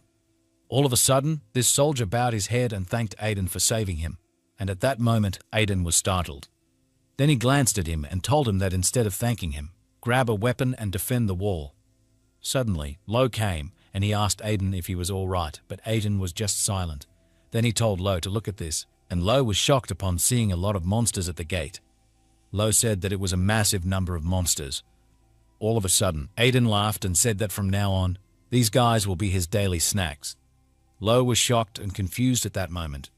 Then he looked at his swords and he was talking to it, and asked if the Beelzebub sword wanted to devour them. But Aiden was annoyed and he was curious about what he was even saying. Suddenly, the Underlord laughed at him and said that he guessed even the Dragon Slayer King couldn't help it. According to the Underlord, Beelzebub is the sword of gluttony. It draws out the gluttonous instincts of its wielder, and he told Aiden that he enjoyed listening to his true feelings. Aiden was irritated and said that he needed to be careful. But since he's there to awaken Beelzebub, he'd thankfully devour all this life energy. Nonetheless, Margrave called him and said that he'd return after some cleaning up. Then Aiden was startled and he told him that he'd handle it and he could have a rest. All of a sudden, Margrave flew away and Aiden was shocked while shouting no at that moment. While Margrave was flying above, the monsters were looking at him. But Margrave was confused about whether should he clean them up all at once since it's a hassle. These soldiers were shocked and the man on the left said that it was the Aura Blade. According to him, it is something only a sword master can use. Aiden was mad and stated no. At least leave me half of it. No, even a quarter will do. Please. At this point, Margrave was suddenly attacking all the monsters and they were now dead. Then he came back and he was laughing at that moment. He said that it's been a while since he'd used his strength properly, and it feels great. Aiden was wiping his tears and he was confused about why he come there. However, Dasvolt thanked them both, and he thanked Margrave and said that they repelled the monster without much damage. At this point, Aiden was speechless and the Underlord called him, but he asked him if he was there to mock him again. But he told Aiden that what he was talking about wasn't a monster wave. Aiden was confused and he told Underlord to be more specific. The Underlord repeated and said that the massive thing he spoke of wasn't the monster wave, and Aiden was shocked at that moment. Then he asked the Underlord that if it's not the monster wave, then what? Suddenly, Aiden was shocked and puzzled when he saw a huge flame above, and he told everyone to get out there.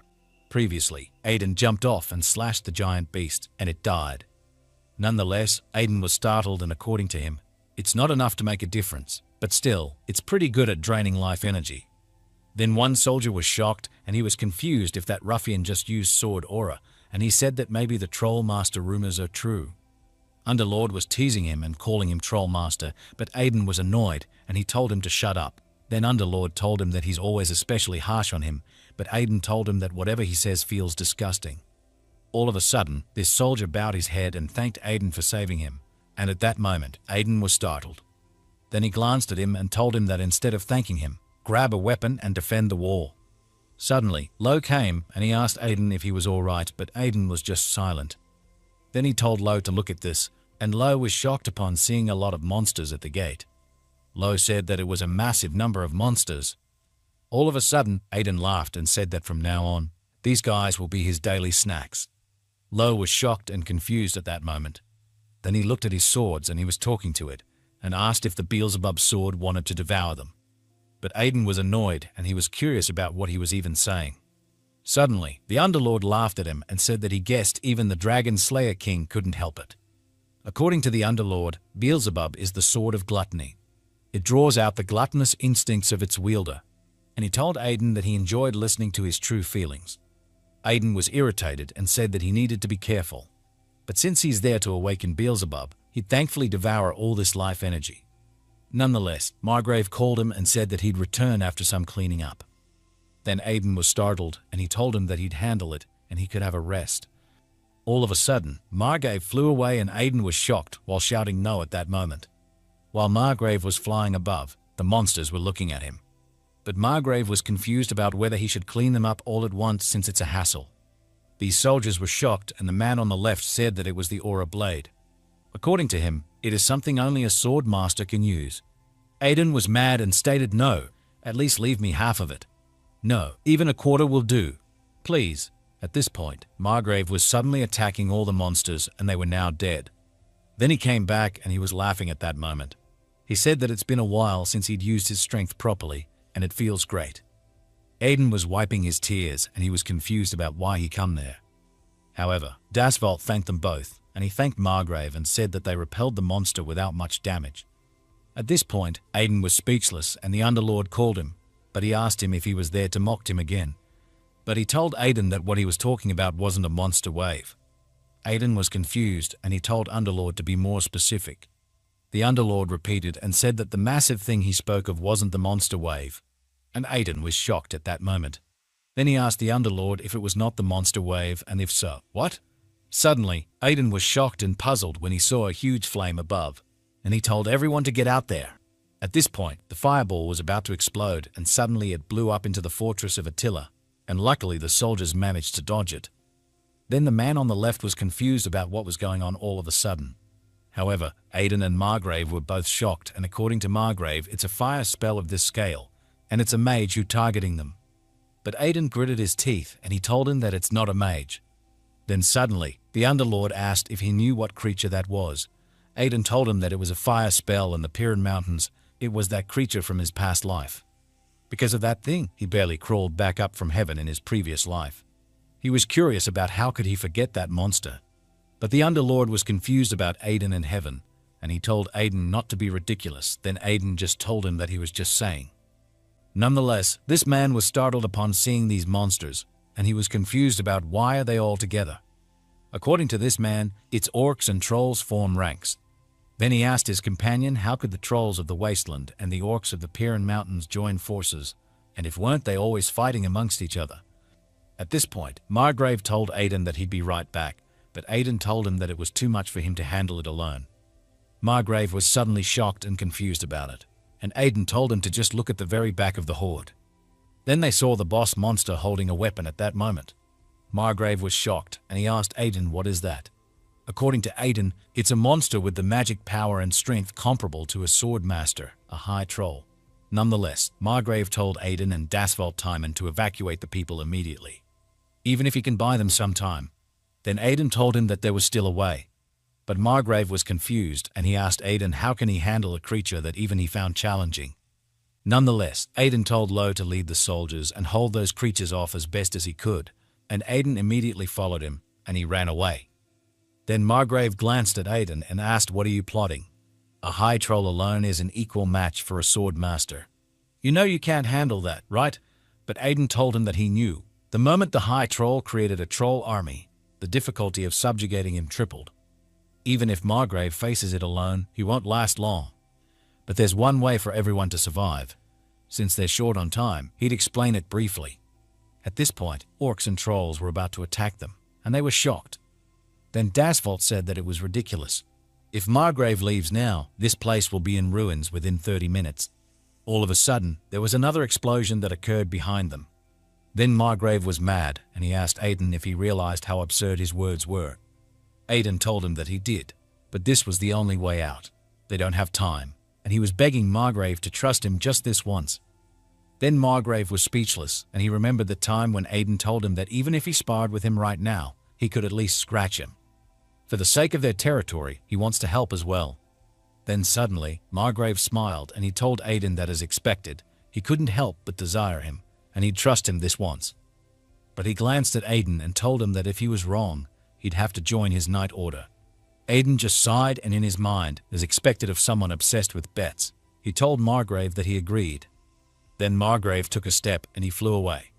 Suddenly, the Underlord asked Aiden if is there only one high troll in this world, and how is he sure it was the same one he encountered in his previous life. But Aiden didn't answer him. Instead, he asked him if he knew how much orcs and trolls hate each other. Then Aiden said that yet the only one who could be subjugating orcs and command them is that creature. That too was thanks to using extremely vicious methods. All of a sudden, this troll clenched his fist and punched the soldiers, but luckily they managed to dodge. Then suddenly Lo was heading to them, and he immediately cut off the troll's head.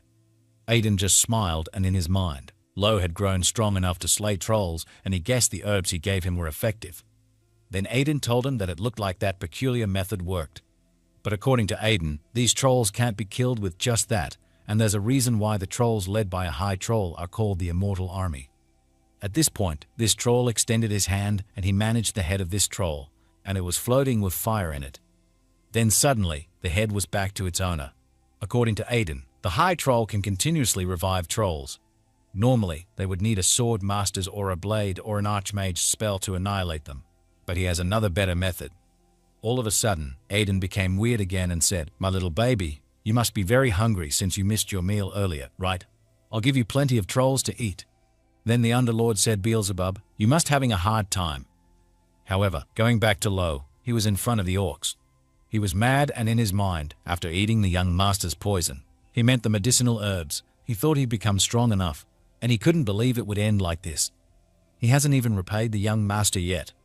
All of a sudden, the orcs were about to punch him, and Lo felt frightened at that moment. He started to "Young master, I'm sorry." But suddenly, Aiden appeared on the top of this troll, and he told Lo that it was a good job. Then he immediately stabbed the troll and screamed at that moment. Lo was startled, and he told Aiden to be careful. Even if he beheaded that thing, it wouldn't die. Nonetheless, Aiden told his Beelzebub that it was now mealtime. According to him, he might not have the power of a sword master or an archmage, but he has the gluttony authority of Beelzebub. Beelzebub's gluttony absorbs its target's existence, and once absorbed, the target is completely obliterated. At this point, this troll master was mad and shocked. Then Aiden just laughed and said that trolls are indeed delicious. Just one of them has a life force equivalent to dozens of wolves. But Aiden was suddenly startled upon seeing these orcs gone mad. Then Aiden wondered if orcs are tasty and good too, and he asked his Beelzebub sword if he wanted to taste them too. Aiden said that the fourth one was still not enough. Then he laughed and said that these trolls are really full inside, and he was confused if are they in season. And no matter how much he eats, he seems to want more. These goblins were shocked and puzzled at that moment. Then suddenly, the troll master raised his weapon, and there were flames on it. The troll master attacked Aiden, and luckily he managed to dodge. According to him, that guy looks really angry. Then the Underlord told him that instead of running around like a coward, how about facing him properly? Aiden said that in his previous life, he would have done that, but right now, running away is the only option. If he even gets grazed by that fire magic, he'd be roasted, and he needs to hold out until the Margrave arrives. All of a sudden, the troll raised his swords, and the Underlord informed him to look above, and Aiden was just startled. Then suddenly, the troll attacked him, but Aiden dodged it.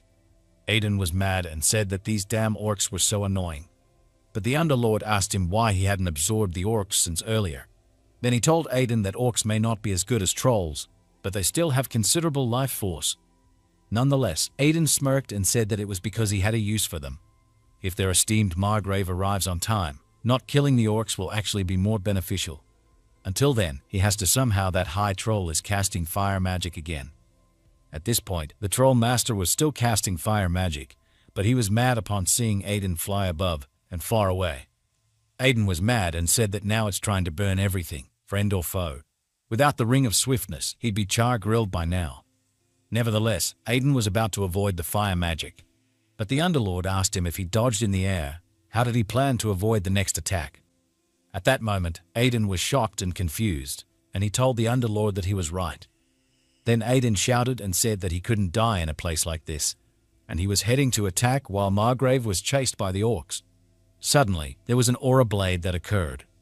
Then Margrave came, and he told Aiden that he held on well. Aiden was glad, and he told Margrave that he really put out the fire at once. According to Aiden, as expected, a sword master is fast to travel that distance in such a short time. Looking beside him, it seems things went smoothly. This monster was shocked, and he was confused about how is that guy there, and these other orcs were all startled. But Aiden just smiled and said the tide has turned, you disgusting troll. Nevertheless, he was shocked when the Underlord told him that he was falling. Aiden shouted, and he was confused at that moment. Then suddenly, this orc caught him and they landed on the ground safely. Then Aiden told him thank you. But these orcs were shocked after what they saw. These soldiers were surprised, and the man on the left was confused about did the orc just save the young master. However, this orc said, "I'm sorry I couldn't protect you, my kin." Then he extends his hand and clenched his fist while saying that they will take revenge on the trolls who humiliated them. At this point, the trolls were in their front and they were all startled. Then these soldiers were confused and the man on the right asked what was going on. The orcs are suddenly attacking the trolls. But the man beside him asked him if weren't they on the same side and what on earth was happening. Then the Underlord told Aiden that it was just as he said it would happen. But Aiden said that he told him that's the reason the High Troll could control the orcs. They used the orcs' loyalty to their tribe and chief against them, taking the chief and children as hostages to control the orcs. But Aiden was confused if those hostages were released. Then Aiden smirked and said that the enemy of his enemy was his friend, and that's why he didn't absorb the orcs recklessly. At this point, the troll held his weapon tightly, and he laughed and said that he had a plan. But suddenly, he was startled when he saw that he was being attacked by Margrave. He was shocked, and at the same time, he was confused about defending using fire magic. According to him, the troll is truly an entity on par with a sword master. Like Aiden said, if it were just him, he wouldn't have been able to win. But if there's another sword master, the situation changes. This troll was shocked and Margrave told him that that's enough of his screeching and just die quietly. Nevertheless, this troll said that he couldn't die so meaninglessly, and he would never forgive humans who killed his parents. Suddenly, his eyes and nose have a fire spell. Then Margrave and this orc were both shocked at that moment. Margrave was confused about what was happening suddenly, and he said that the mana movement was strange. This troll gone mad and said that he'd explode all the mana in his body and take them all down with him. According to Margrave, even if he can't stop this, even the knights won't be able to withstand the flames. Then suddenly, he informed everyone to run and told them that it was going to explode. But all of a sudden, Aiden was heading to the troll and all of them were shocked.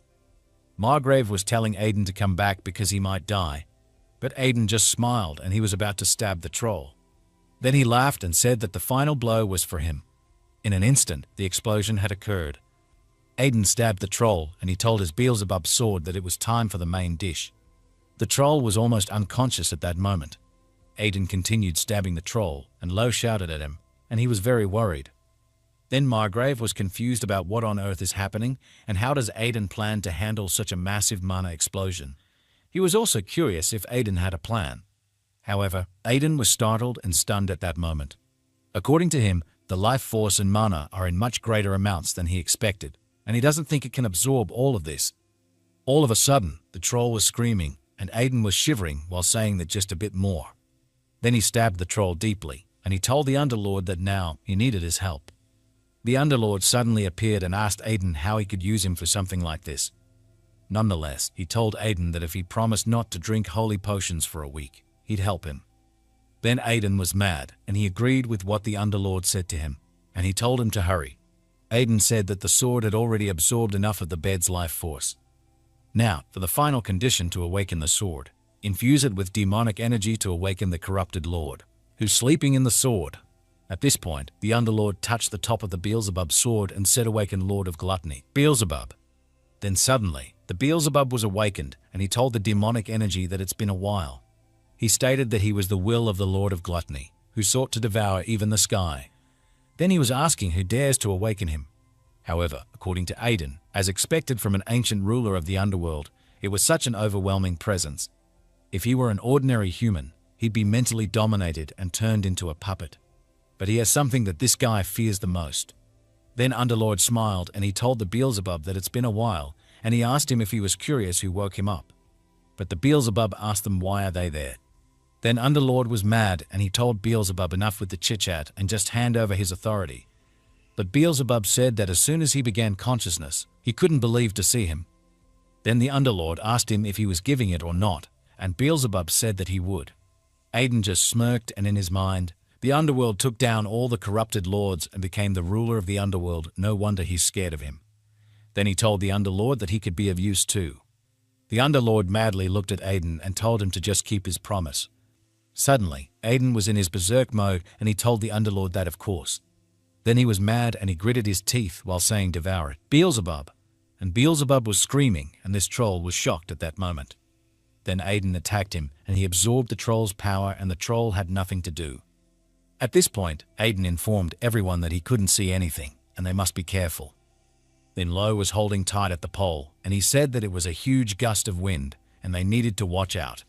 Aiden shouted at the troll and told him to become his strength, but this troll told him no. All of a sudden, the wind had stopped and the troll had disappeared. Then Margrave was shocked when the wind had stopped, and he was confused about where the high troll went. However, Lo was asking him if it was over and if they were now safe.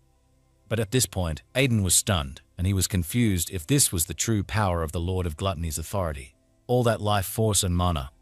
Suddenly, he was about to vomit and said that he ate it too much. Then the Underlord told him that it was his fault for trying to eat it all, and he knew that this would happen. As stated by the Underlord, no matter how strong the power is, if it is overused it becomes a poison, and he told Aiden that as unfortunate as it is, he'd have to let go of some. But Aiden said that absolutely not. He'd absorb it no matter what. Suddenly, Aiden was shocked upon seeing something below him, and he was confused about what is it. Then the Underlord told him that it was a phoenix, and Aiden said that no wonder the High Troll was using free magic. Then Aiden immediately checked it, and he was curious if was it consumed by the High Troll and went into a comatose state. According to him, this species is as rare as a dragon, and he was confused about how it ended up there. Then he laughed and asked the Underlord that if he ate it, could he use fire magic too? But the Underlord was asking him if didn't he say he was about to vomit from eating too much. Then Aiden told him that it was true, but being able to use fire magic was a different story. Nonetheless, the Underlord told him that watching him makes him realize how reckless human greed can be, and Aiden just thanked him for the meal. All of a sudden, Margrave tapped his back and told him that in the end, he pulled it off. At this point, Aiden was about to vomit, and suddenly he already vomited, and Margrave was asking him if he was okay. Then Underlord told him that served him right for being too greedy. Suddenly, Margrave was shocked, and he asked Aiden if he wasn't a phoenix and why he was such a rare creature there. But Aiden was worried about his mana and life force, and as he stated, he had to eat the phoenix too. At this point, the egg was cracked and Aiden was shocked. Then he cursed, and suddenly, a phoenix appeared in his front. The Underlord told him that Phoenix woke up after taking in the mana he vomited. However, the other soldiers were shocked, and the man on the right said that it was the legendary Phoenix.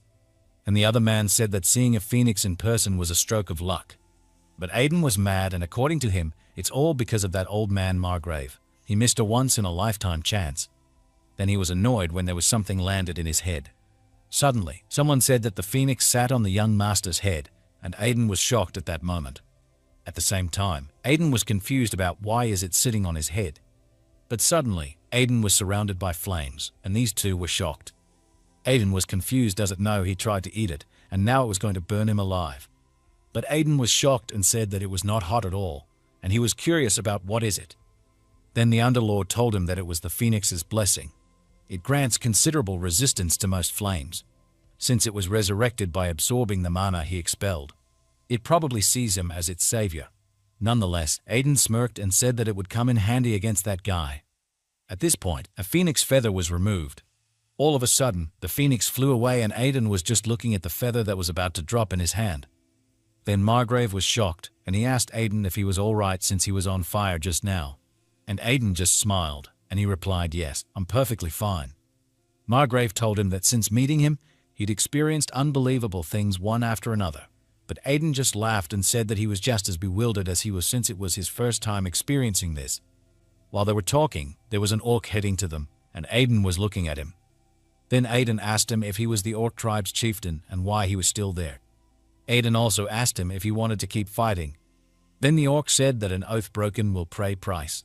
The price is death, and he can take his head. Nevertheless, Aiden was confused, and he asked him what oath. However, long ago, the head of the Remez family and the orc chieftain fought a duel over this land. The orc chieftain lost the duel and swore to return to the mountains and never come down again. They then settled in the mountains and protected the land. Then suddenly, Aiden remembered Dasvalt saying that the orcs had settled in the middle of the mountain range. Maybe it's because of the orcs that the monsters don't come down to the territory. According to Aiden, that is why the orcs didn't come down and lived there. And orcs are a race that values oaths more than their own lives. Nonetheless, this orc said that his head would be enough, and he was begging them to please forgive his clan. But Aiden just turned back and told him that he didn't particularly need his head to go back. Then this orc was mad and said that the ancestor's oath, he must pay the price for breaking it. All of a sudden, he screamed and raised his sword at that moment. Aiden was annoyed and said that it was so noisy. He was confused if should he just cut him down, but since they're protecting their territory, he will just be patient. Suddenly, Aiden smiled and he told the orc to pay for it with something else other than his head. And this orc was shocked at that moment. Meanwhile, the next day, Margrave told Aiden that he was not sure what he was looking at right now. Then Aiden asked him if that was a compliment, and he told him thank you. However, this man was panting and he was carrying sand, and he was curious why it is so heavy. Then he was following the orc and said that moving it like they're tossing pebbles. Nonetheless, Aiden and Margrave were looking at them, and Margrave said that the orcs and humans working together. Then Aiden said that it would normally take months, but if the orcs help, it's possible to be done in a week. The orcs protect their chieftain's life, and they get free labor. And he asked Margrave if isn't it's a win-win situation. But Margrave just sighed and told Aiden that as expected, he could never figure him out. It's like talking to a dragon that has lived for hundreds of years. He thinks they should leave this matter to the Slaughter Tower. Now that even the monsters from the wasteland have appeared, it's beyond their control. Then Aiden said that he understood. He smiled, and in his mind, he'd already gotten what he wanted, so it's not his problem anymore. He came to awaken Beelzebub and even got the Phoenix's blessing. He was confused about now should he quietly go back and train some more. At this point, Aiden was riding a horse and people were saying thank you to him for saving their territory, and long leave for their troll master. Then suddenly, a man on the right said that he heard that the high troll was defeated by the young master's sword, and the man on the left said that he heard their young master can even control phoenixes. But the man in the center said that not just phoenixes, they say he can also control orcs with just one finger. At that moment, Aiden had a flower crown in his head, and he was annoyed. He was curious where all this distortion came from, and he absolutely hated this kind of superficial welcoming ceremony. Then suddenly the Underlord was teasing him that the flower crown suits him well. But he told Aiden that they're not being superficial, and he thinks they genuinely consider him a hero. Nevertheless, Aiden asked the Underlord what the big deal was about that, and Aiden said that it's not like it makes money. Then Underlord said that money talks again, and he told Aiden that he really is more suited to be a mercenary than a knight. Then Aiden said that a hero, and he was really planning to train quietly this time. Meanwhile, at Cassie's research lab, Aiden asked Cassie if is there no way to fix it. Then Cassie said sorry to him and told him that there was no way at the moment. It seems that her body's mana vein syndrome was more serious than he thought, and they need much more delicate medicine than when they treated the cute knight. However, Aiden asked her how much would that medicine cost, and he said that he could pay any amount. Then Cassie told him that money wasn't the issue, and they needed an alchemist skilled enough to create the highest grade elixir. But Aiden said that such an alchemist would probably only be found in the imperial court. Then Cassie smiled and said that still, she was still grateful to Aiden. If she had stayed there, he would have died after spending his life just searching for a cure. Then Aiden stood up and asked her if it was possible for them to just have the alchemist. But Cassie asked him if he hadn't heard such an alchemist. Then Aiden turned back and said that he knew someone. She didn't need to worry and just wait there. He'd bring them back soon. Meanwhile, according to Cassie, at first, there was doubt. Aiden suddenly came to her and offered to tell her how to cure mana vein syndrome, even providing research funds. The second was acceptance. Knowing that her body wouldn't last long, she had no choice but to accept his offer. The third was despair. She was devastated by the fact that the method to cure her body was impossibly difficult. And now, the humans he'd met so far have warm words but cold actions. But that man, his words are cold, but his actions are warm. It's been a while since she felt such warmth. Nonetheless, Cassie sighed and told Aiden that it was interesting, and she'd be asking him to bring her a skilled alchemist. Then her research is perfect. After all, Aiden was just looking at her. At this point, Aiden was walking in the hall, and suddenly the Underlord told him that he was moving for someone else's sake. They say that a sudden change in a person can be fatal, so he needs to be careful. Then Aiden told him that he was just keeping a promise. Promises are very important to mercenaries, as he knows, and he was planning to visit that alchemist soon anyway. That person doesn't have much time left. Nonetheless, 3 days later, at Markland City, Aiden was there, and in his mind, the Empire's largest free trade city, Markland City. Well, it was such lively city. but the Underlord was confused if was it a city and what he meant. Then Aiden told him that a hot city where he could feel that everyone was working hard. The city itself disappeared due to a crazy dragon's attack, and he guesses he's the only one who feels strange about this situation. But Underlord asked him where is this skilled alchemist he mentioned, and Aiden told him that he'd find his way there, so he must be quiet. Meanwhile, at Markland City outskirts slum area, there were 3 men who were humiliating one man. This man clenched his fist and asked the guy why didn't he tell him to have the goods ready by today, and the man in his front was trembling in fear at that moment. Then he told the man that no matter how fast he worked, he could only make 1 a week at best. If he suddenly asks him to make twice as many of those top-grade elixirs. But all of a sudden, the man punched him and told him that it was not his problem, and called the guy Joseph, and he told him to be careful if he didn't bring it by tomorrow. His collateral might get hurt, as he knows. At that moment, Joseph was startled and he was very nervous. But suddenly, Aiden shouted at him and said fraud extortion threats for those suffering from these. We offer solutions. And Aiden has repeatedly shouted it. Then this man was shocked at that moment, and he was confused about who that guy was. He told his companion, Karen, to go and take care of Aiden. Then Karen took a step and asked Aiden who he was and what he was doing hanging around there. He came closer to Aiden and Aiden just asked him if he didn't know who he was. And Karen told him to stop loitering and get lost, but Aiden didn't listen to him, and he waved his hand to Joseph. Then he asked him if he was suffering from fraud, extortion, or threats. Suddenly, this man was mad and he just gritted his teeth. Then he was about to punch Aiden and said, "How dare you ignore me?" Unfortunately, Aiden punched him and he was thrown at the wall. These 3 were all shocked at that moment. Then Aiden clenched his fist and said, "Move aside, I can't see the customer." All of a sudden, this man was mad and he was about to attack Aiden while saying, "You dare mess with my people, I'll kill you." Fortunately, Aiden avoided his attack and managed to dodge it. Then Aiden just smiled while holding this man's pants. All of a sudden, Aiden undressed him and this man was shocked while Aiden was laughing upon seeing his boxer. Then Aiden asked him what's with these cute panties. But this man was mad and told him that he troll-looking bastard. After hearing it, Aiden was mad and asked him what did he say. Suddenly, this man raised his sword and asked Aiden if he thought he could mess with their Cerberus, the top predator of Markland City, and get away with it. And he told him that he was now dead. Unfortunately, his sword was broken, and he looked so shocked at this moment. Then Aiden grabbed him, and this man was confused about who he was. Suddenly, Aiden's sword has a flame, and this fatty guy asks him how is he using sword aura. Aiden was mad, and he told him that his eyes were going to need some fixing. Comparing him with a troll, he's lucky that he's ending it this easily. Suddenly, Underlord told him that he was the first person he'd seen use Beelzebub like this. Nonetheless, this man was confused and asked what is a master like him doing in this slum. Then Aiden came closer to Joseph and asked him how about it and if he needed his help. Aiden told him that he offered his services at a reasonable price. But this man was just shocked and confused that a sword or awakened swordsman was offering to help him, and at such low price. According to him, Aiden was going to ask for something crazy later. He was confused if he could even trust Aiden. But there's no other way, and Joseph tells Aiden to help him. However, Joseph was a renowned Chinese alchemist in the underworld of Markland City. His daughter was kidnapped by the Cerberus Guild, a criminal organization. At that moment, this man told him to give them an elixir pill once a week, and they'll protect him and his daughter. It's a good deal, considering that this is a very dangerous place. Joseph was crying and he gritted his teeth.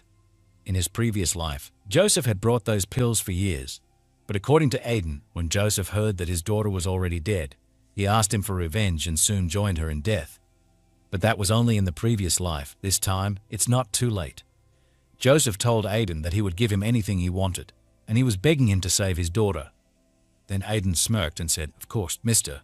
But he told Joseph that he must keep his word to give him anything he wanted. Suddenly, Underlord told Aiden that Beelzebub said that he was the first person with a stronger power of gluttony than him, and Aiden just smirked and said that this is a fair deal. However, while they were talking, this man was about to escape, but suddenly Aiden noticed him, and he was just startled. Then Aiden came closer to him and asked him if he thought he spared him for no reason.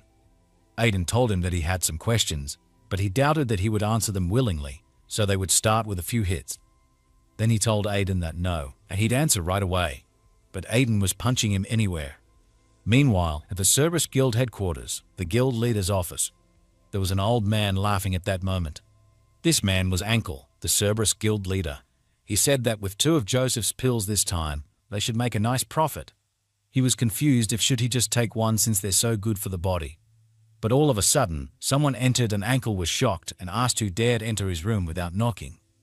Then he was shocked when he saw his member and asked him if he had brought Joseph's pills. But this man was speechless, and Ankle asked him why is his face like that. Then suddenly, Aiden appeared and told him that he found him. Ankle was confused and asked him who he was and if did he do this to his guild member's face. He told Aiden that he didn't know what he wanted, but walking into a tiger's den like this, he was stupid. According to Ankle, he has an emergency alarm artifact that'll ring if he injects mana into it. At this point, he laughed and in his mind, his men would be there soon, so Aiden was done for. He immediately pressed his alarm, but he was shocked and curious why there wasn't anyone coming and if the artifact was broken. Then Aiden was heading to him and Ankle asked if is there anyone outside since there was an intruder there. But Aiden asked him if he was looking for his guild members. Then he told him that when he came in earlier, they were all a deep sleep. But he won't let him sleep so easily, and he asks Ankle where is Joseph's daughter. Then Ankle laughed and asked him if he was a mercenary hired by Joseph. He told Aiden not to get cocky after taking out a few grunts, because he was the strongest in this guild. At that moment he clenched his fist and he was ready to attack Aiden. Unfortunately, Aiden punched him. Then he went to the prison and he opened it. He told Aiden that she was there. Aiden told him that he locked her in a place like this and that he was really shitty person. Then Ankle told him that the child was not an ordinary one. He opened the gate and all of a sudden, Joseph's daughter kicked him and he was thrown away. This lady was mad and said that she was going to kill him. According to Ankle, she's pretty good, even though he left him beaten half to death. Aiden was startled and suddenly the lady attacked him. The Underlord told Aiden that this lady was using an interesting power. Aiden was dodging her attack and he asked Underlord what he meant.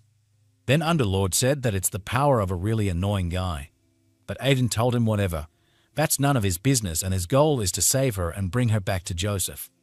Then this child was screaming and she told Aiden to bring her back to her dad and she wanted to go to her dad. Suddenly, she was shocked when Aiden told her that they would go and see her dad. Aiden stopped her from her berserk mode and told him that her dad asked him to save her and they would go home now. Then she grabbed Aiden's clothes and asked him if she could really go to her dad. Aiden smiled and said of course, let's go. All of a sudden, the child hugged him tight and Aiden was just startled. This lady was sobbing and said that she was scared and she really missed her dad. Then Aiden told her that staying there alone must have been scary, but she's okay now. And the lady told him that they would now go and see her dad. However, Underlord was watching them and he told Aiden that he didn't think he'd still have the capacity for empathy in that head of him. But Aiden asked him what he took him for and what on earth did he think of him. Then Underlord told him that it just felt a bit different from who he was in his past life. At this point, this lady was excited and she gladly opened the door while calling her father. Then her father was shocked and called his daughter Ellis. All of a sudden, Ellis hugged her father and she was crying at that moment. Then Joseph was crying too and telling her that he was so sorry. However, Aiden was just looking at them and he was just smiling. Meanwhile, Ellis was already asleep. Then Aiden and Joseph were having a conversation at this moment. Joseph thanked him very much, but Aiden told him that it was not over yet. He smiled and said that now for the most important part, it's time to settle up, customer. Then Joseph smiled and told him that of course, he should compensate him. He asked Aiden how much he wanted, but Aiden just smirked and he also asked Joseph how much he think his daughter's life is worth. Suddenly, Joseph was shocked and said that well, to him, his daughter is more precious than his own life. If it's money, he'd spend his whole life paying it back. But Aiden told him that he had plenty of money and Joseph was startled. Then Aiden asked him if there was anything else, for example, his alchemy skills. Joseph was confused and he asked Aiden if he meant his alchemy. Aiden replied and said, yes, what I need right now is an alchemist with skills as meticulous as possible. Then Joseph told him that he helped him because he knew about his alchemy skills. But once he'd received help, he must pay the price. Nonetheless, Joseph showed him the elixir and according to Aiden, this is what he saw in his previous life. Then Joseph told him that this was the highest grade elixir he'd made, and Aiden could try it since he made it with all his skill.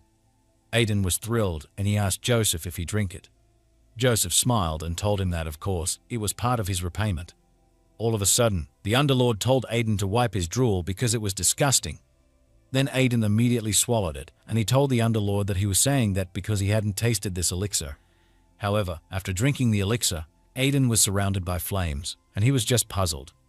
All of a sudden, Aiden was startled, and according to him, as expected, it was top grade, and it was amazing. Just drinking one elixir has doubled his mana capacity. Then he told Joseph that it was excellent beyond comparison. Joseph laughed and told him that as repayment, he'd keep making these elixirs for him. But Aiden smirked and asked Joseph if, instead of doing that, he could join their duke's household, and if he agreed, they'd protect him and his daughter. All of a sudden, Joseph was shocked upon hearing it, and he asked Aiden who exactly he was. Then Aiden told him that he apologized for the late introduction. He introduced himself and said that he was the eldest son of the Remez family, and his name was Aiden Remez. To his surprise, he asked Aiden if he wasn't the troll prince who's been the talk of the town lately. Then Aiden was annoyed at that moment, and the Underlord told him that it seemed like he was quite notorious. However, Joseph asked Aiden what brings a young master of the Duke's household to such a humble place. Then Aiden told him that there was an urgent matter he needed his help with. If he can help him resolve this issue, their Duke's household will protect his family for life, and he asks Joseph if isn't a good offer. As stated by Joseph it is, but he was confused, and he asked Aiden what exactly is the issue he needed to resolve. And they will start by addressing that urgent matter. Meanwhile, at Cassie's research lab, Joseph and Aiden went to Cassie. Then Joseph held Cassie's hand and said that this was the most severe case of mana vein syndrome he'd ever seen. They would have been long dead if not for the exceptional strength of the beastskin race.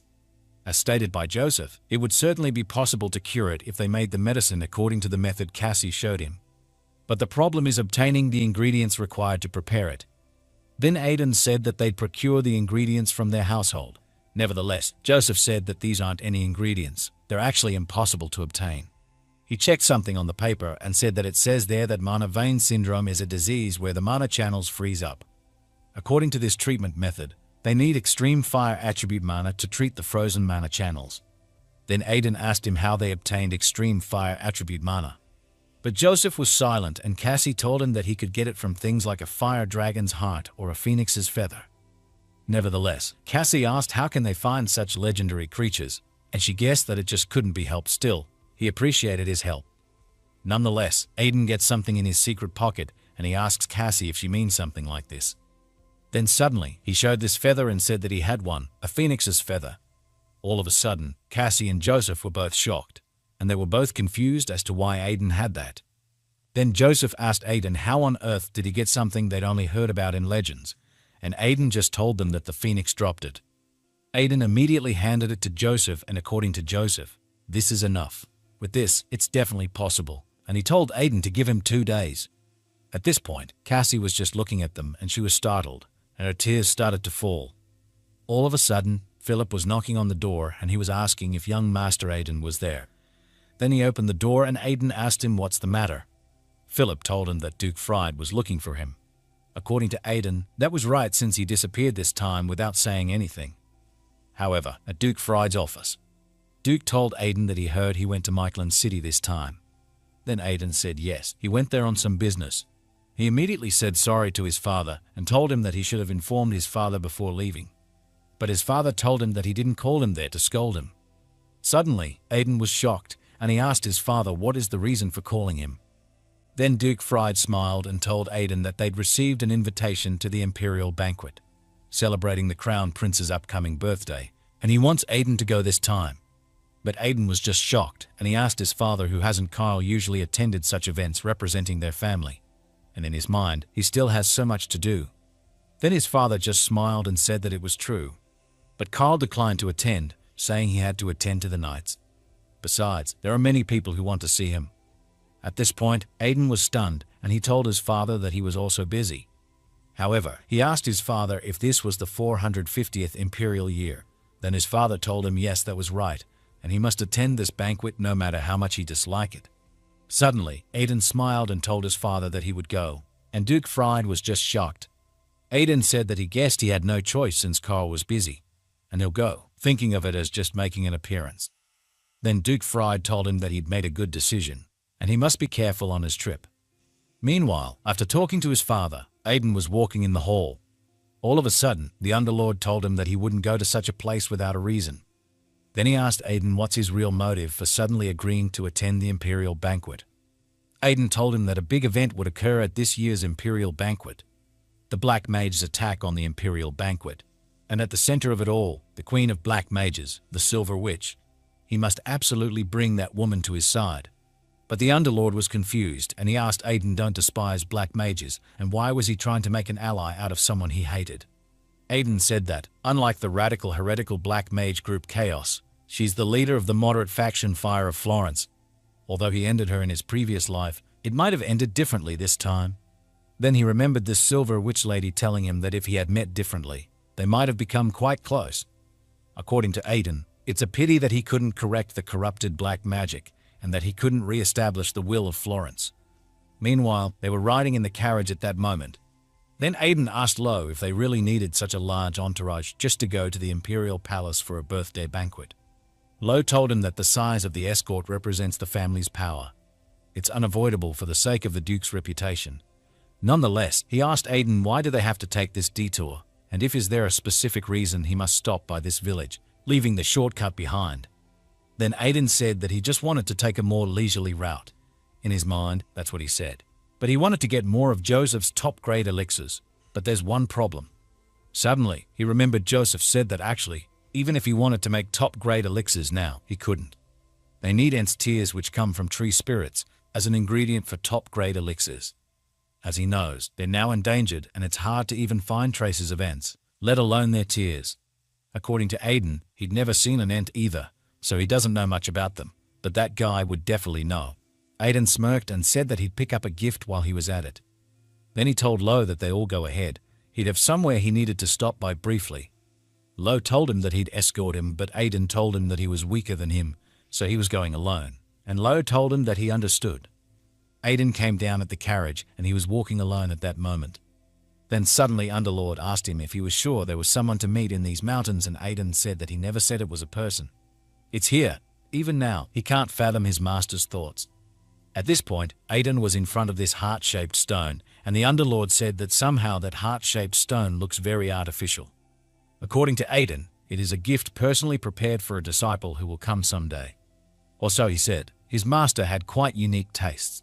Then the Underlord asked Aiden if he was saying that the weird stone is the gift, and as he stated, it feels like nothing but an ordinary rock to him. Aiden told him that his master really liked to overpackage things. Then Aiden smirked and said, "Master, I'll be taking it this time as well." All of a sudden, Aiden slashed the heart-shaped stone. The Underlord asked if didn't he just say it was his master's gift, and Aiden said that this was just the wrapping paper. But when the stone was broken, suddenly there was a way to go inside. Then Underlord said that this was a dungeon, and he asked Aiden if is this supposed to be a gift. Aiden just smirked and said that his master was always an eccentric person. He often spouted nonsense like as the mercenary king's disciple. You must learn through pain, or you only get stronger by overcoming near-death experiences. Besides, this dungeon isn't just any dungeon. All of a sudden, there were monsters appeared, and the Underlord asked Aiden if by any chance, did he and his master not get along in his past life? Then Aiden said that he told him he was an eccentric person. When he entered without knowing any better in his past life, he really thought he was trying to kill him. But in this life, he couldn't be more grateful. At this point, the monsters were heading and their master was behind them. Then this master just screamed at that moment. According to the Underlord, it's a lick, a foolish being created when a black mage turns themselves into an undead. Aiden told him that they're one of the trickiest opponents if you don't know how to deal with them, thinking about how much trouble they gave him in his past life. However, this monster said, "Foolish human, you've stepped into this place without fear. I'll turn you into an undead like these others." All of a sudden, Aiden was heading to the master, and he was mad at that moment. According to him, if he takes down the lick, the rest of the undead it summoned will disappear. Besides, considering how many high-level liches he'd taken down in his past life, this half-baked lick is nothing. At this point, Aiden slashed this monster, and he was shocked. Then he gritted his teeth and said that to think he'd go without seeing the rebirth of the Black Mage Kingdom. But suddenly, these undead creatures were slowly disappeared. Then Aiden was shocked upon seeing an item that shone, and he was confused about what was. The Underlord was asking him if this pendant was the gift from the master he mentioned. Then Aiden told him that no, this was something he'd never seen before. But this pattern feels strangely familiar, and they will keep it for now. Nonetheless, the Underlord told him that he should collect the Lick's bone dust too, but Aiden was mad and confused at the same time. Then Aiden asked why didn't he say he was going to look for Ents, because Lick bone dust is something Ents go crazy for. According to Aiden, he doesn't want to follow that cursed guy's words, but he doesn't know how much about Ents either. Then Aiden told the Underlord that if he's telling him to collect this for some weird purpose, he'd better be prepared. Curse. But the Underlord told him to just trust him for now. However, the Underlord asked him where exactly is this gift supposed to be, but Aiden told him to just wait a bit. Then Underlord told him that he was skeptical just a moment ago, but now he's collecting so much. And Aiden told him that, well, it's good to keep useful things, isn't it? All of a sudden, they saw a room at that moment. Then the Underlord told him that there was a hidden room in the dungeon. And Aiden told him, yeah, it's actually a hidden dungeon. He means, as eccentric as their master was, he wasn't so crazy as to just throw us into a dungeon with only a lick. But the Underlord told him that throwing in a lick is already crazy enough. While Aiden was walking, he saw something, and he asked the Underlord if he'd seen it in his past life too. Then Underlord said how could he forget if it weren't for that? He would never have lost in their fight. According to Aiden, it's been a while since he saw this. The Banshee Spirit Shield. An item imbued with the spirit of a madness-tainted Banshee that madness used to taint the user too, so he had a hard time with it in his past life. But it's nothing the second time around. One of the reasons he liked this shield was that it could be worn as a bracelet, unlike most equipment, and he could take it out when needed, which is really convenient. Maybe it's because it's a familiar item. It reminds him of his Dragon Slayer King days, and he even missed this madness-filled scream. Then the Underlord asked him if he missed it, like a master, like a disciple, and he guessed is not normal either. But Aiden told him to quiet. It's time to get out now, and he asked someone if should he call out. Then Aiden said that he knew he was watching everything and he'd like to make a deal. He asked him if can he show himself. All of a sudden, someone appeared and said that he was waiting for him to call. Looks like he needs to make a deal. Then he smiled and he told Aiden that it was nice meeting him. He was Rabbits, a spirit merchant from the Friendly Spirit Emporium. If there's anything he wants, he can just name it. Potions, weapons, food, etc. There's nothing their Spirit Emporium doesn't have. Spirit Merchant is a spirit of trade with string monetary desires. The Spirit Emporium was created when these spirit merchants gathered, with the Hat Merchant as the central figure. According to Aiden, normally, when someone clears a dungeon, the Emporium sends a spirit to trade for the byproducts from that dungeon. Then this rabbit just laughed and asked, "You gonna trade that Banshee shields on your arm, right?" And he told Aiden that he could buy it from him at a good price. But Aiden told him that no, and he's not selling this. Suddenly, this rabbit was shocked and confused about it. Then he asked Aiden what kind of deal. Then Aiden told him that he wanted to get some information, and he wanted to know the location of the Ent dwellings in this western continent. So this rabbit asked him if he wanted to buy information about Ent dwellings. But according to him, the information about Ent dwellings is very expensive. Even for the location of a small village, at a discount, it would be 2,000 gold. Then Aiden told him no, it's 4,000 gold. This rabbit was surprised at that moment. All of a sudden, the Underlord was asking him if he was crazy. Why is he suddenly doubling the price, and does he owe this spirit something from his past life? But Aiden told him that he does owe him, and he's just doing what he was taught. Nevertheless, the Underlord was confused and he asked Aiden what exactly were he taught. Then Aiden smirked and said that the skill of milking spirit merchants that his master taught him. Aiden smiled and in his mind, he milked him like this in his past life too, and he will shine again in this life. Then he told the rabbit to give him the location of Ent dwellings and 4,000 gold. Nevertheless, this rabbit was annoyed and asked him if he was not buying the information with 4,000 gold, but asking for 4,000 gold and the information. Or has he lost his mind because of the monsters? At that moment, Aiden just smirked and told him no, he's proposing a trade, and he'd like to sell him what's behind him. Then he asked the rabbit what he thought. But suddenly, this rabbit was mad and Aiden just smiled at him. Then he told him that if he didn't want it, just say so and he can always destroy it. However, in his previous life, Aiden was shocked and he asked his master if he was saying he was going to sell this to the spirit merchants. Then his master told him that it was right. It's his secret money-making scheme that no one knows about. The real reason they come to dungeon, it's this dungeon core. At that moment, Aiden was surprised and said that this thing was so useless no one would take it even if given for free, but they wanted to get their hands on it. Then his master told him that he didn't know why either. Anyway, when he conquers a dungeon, everything will be his, So this core is for him too, which means he can sell it. But Aiden was confused and asked his master what if they didn't buy it, and his master said that he could just destroy it. Going back to the present, Aiden was smiling and asked if they won't buy it, just smash it. What will you do? Then this rabbit was shocked, and he was just speechless at that moment. However, Aiden told him to hurry up and decide since he didn't have all day. But the rabbit was silent, and he was confused about how this human even knew about dungeon cores. According to him, everyone else just leaves them behind because they don't know. If he told the seniors he bought a dungeon with money, he wondered what kind of insults they'd throw at him. But if he doesn't retrieve it, the hat merchant will fire him. At this point, Aiden was about to get his sword and said that he would just smash it. But the rabbit was shocked and told him to wait for a minute. Then he told Aiden that he'd buy it, and Aiden was just laughing and told him that he should have said so earlier. But the Underlord was curious to see where he extort money from next. Nonetheless, Aiden received the money and said that these platinum coins were definitely worth 4,000 gold, and he told the rabbit that it was a good deal. Then Aiden was about to leave, and he told the rabbit that they would meet again sometime. But the rabbit just told him that he hoped they never meet again. This rabbit was mad and said that Aiden thought he could get away with swindling a spirit merchant. Just try to find the Ant village. No human has ever returned from there.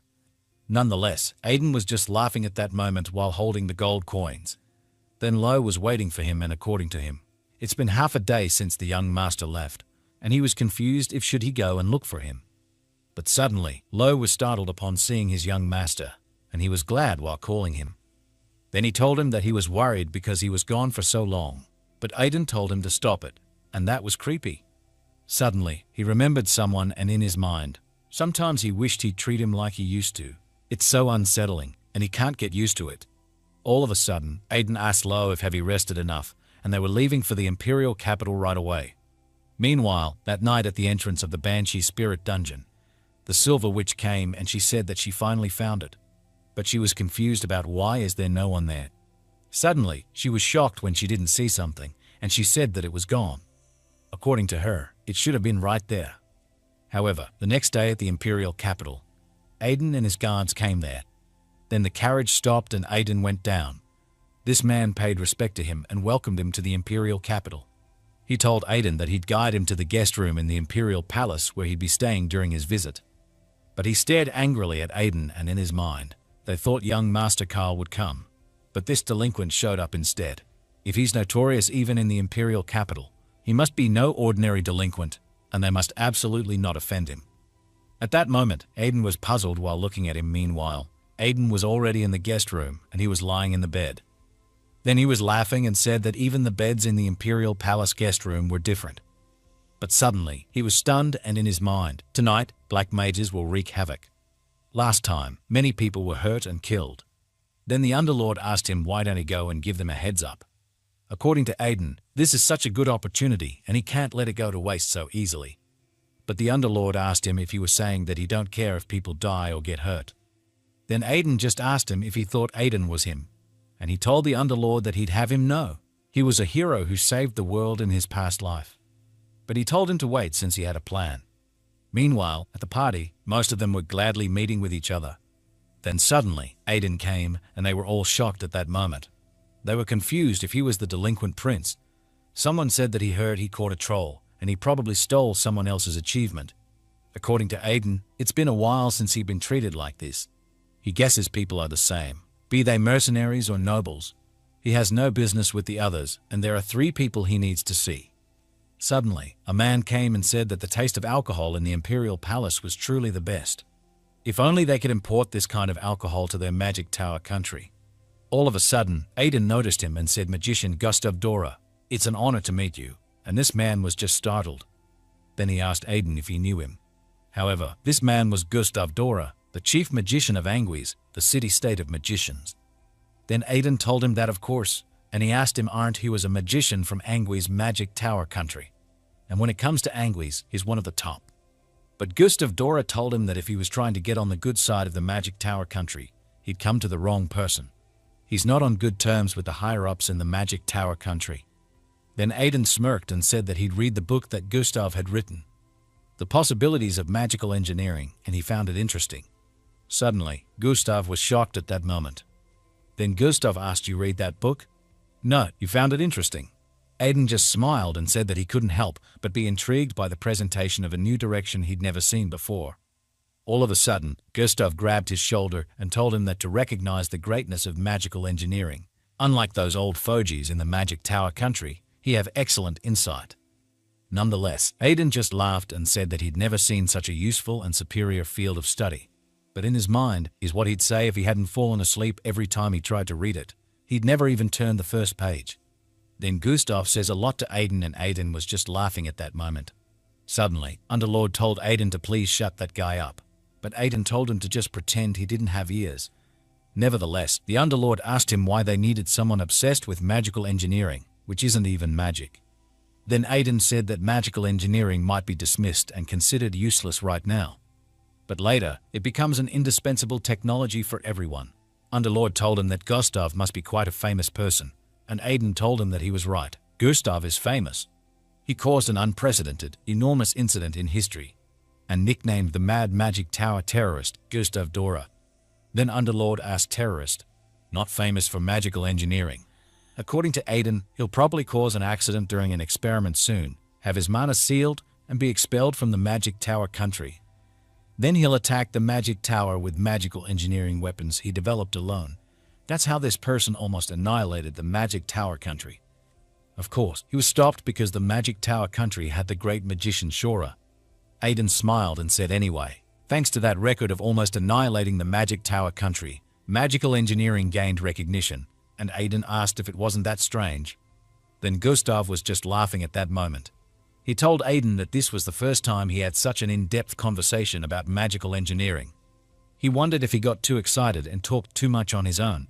But Aiden said that not at all. It was a great conversation that broadened his horizons as well. And he'd like to have an even deeper conversation next time they meet.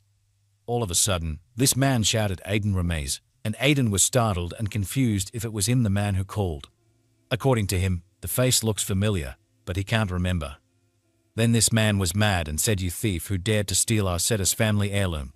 I won't forgive you." But Aiden was confused at that moment, and he asked him who he was. However, Gustav asked Tyan if something had happened between him and the young master. But Tyan pointed at Aiden and said no, this is the first time he's seen him. Aiden was confused, and in his mind, that guy was Cetus, and no wonder he thought he looked familiar. Then Aiden smiled and he told Tyan that it was a pleasure to meet him. He was wondering where he'd seen him before, and now he realized he looked just like his father. But Tyan told him to shut up and called him a fraud. Then he asked Aiden how dare he scam his father and steal their heirloom. But Aiden was just confused at that moment. Then these two were murmuring about Aiden and if he stole a heirloom, and they were familiar with this sword. This man said that Aiden didn't actually defeat the troll on his own. Nonetheless, Aiden just smiled and said that there seemed to be some misunderstanding. He won this with a fair bet. Then Tyan was mad and he was confused about it. But he told Aiden that he heard a lot about him acting up lately. He asked Aiden if he expected him to believe that someone like him could withstand his father's sword and win a bet. Then Aiden just laughed at him and told him that he was going too far. Suddenly, the Underlord told Aiden that it was surprising. He even knew what patience meant. And Aiden asked him if he was saying that he should just hit him there and now. At this point, Tyan sighed and he was confused about what Aiden said, that he was going too far. Then he asked Aiden why don't he prove it's not a scam. He told Aiden that if he won a duel against him, he'd kneel and apologize. But if he loses, he returns the heirloom and kneels to apologize. Nonetheless, Aiden was confused about why it felt that he was getting more and more rude. But in his mind, Tyan was pig-headed just like his father. Then Aiden was laughing and told him that a duel at the Crown Prince's birthday banquet. All of a sudden, the Crown Prince appeared and asked how amusing a duel was at his birthday feast. Then these two were both shocked at that moment. Then someone announcing the entrance of the Empire Little Son, the esteemed Crown Prince His Highness Mars Immortalia. All of them bowed their head when the Crown Prince passed. Then Tyan bowed down his head and said greetings to the Empire's little son. Nonetheless, the Crown Prince smiled and said that he heard an interesting conversation. But Tyan apologized to him and said that they accept any punishment for causing this disturbance, and Aiden just apologized to the Crown Prince too. But the Crown Prince told them no need to apologize and that they could raise their heads.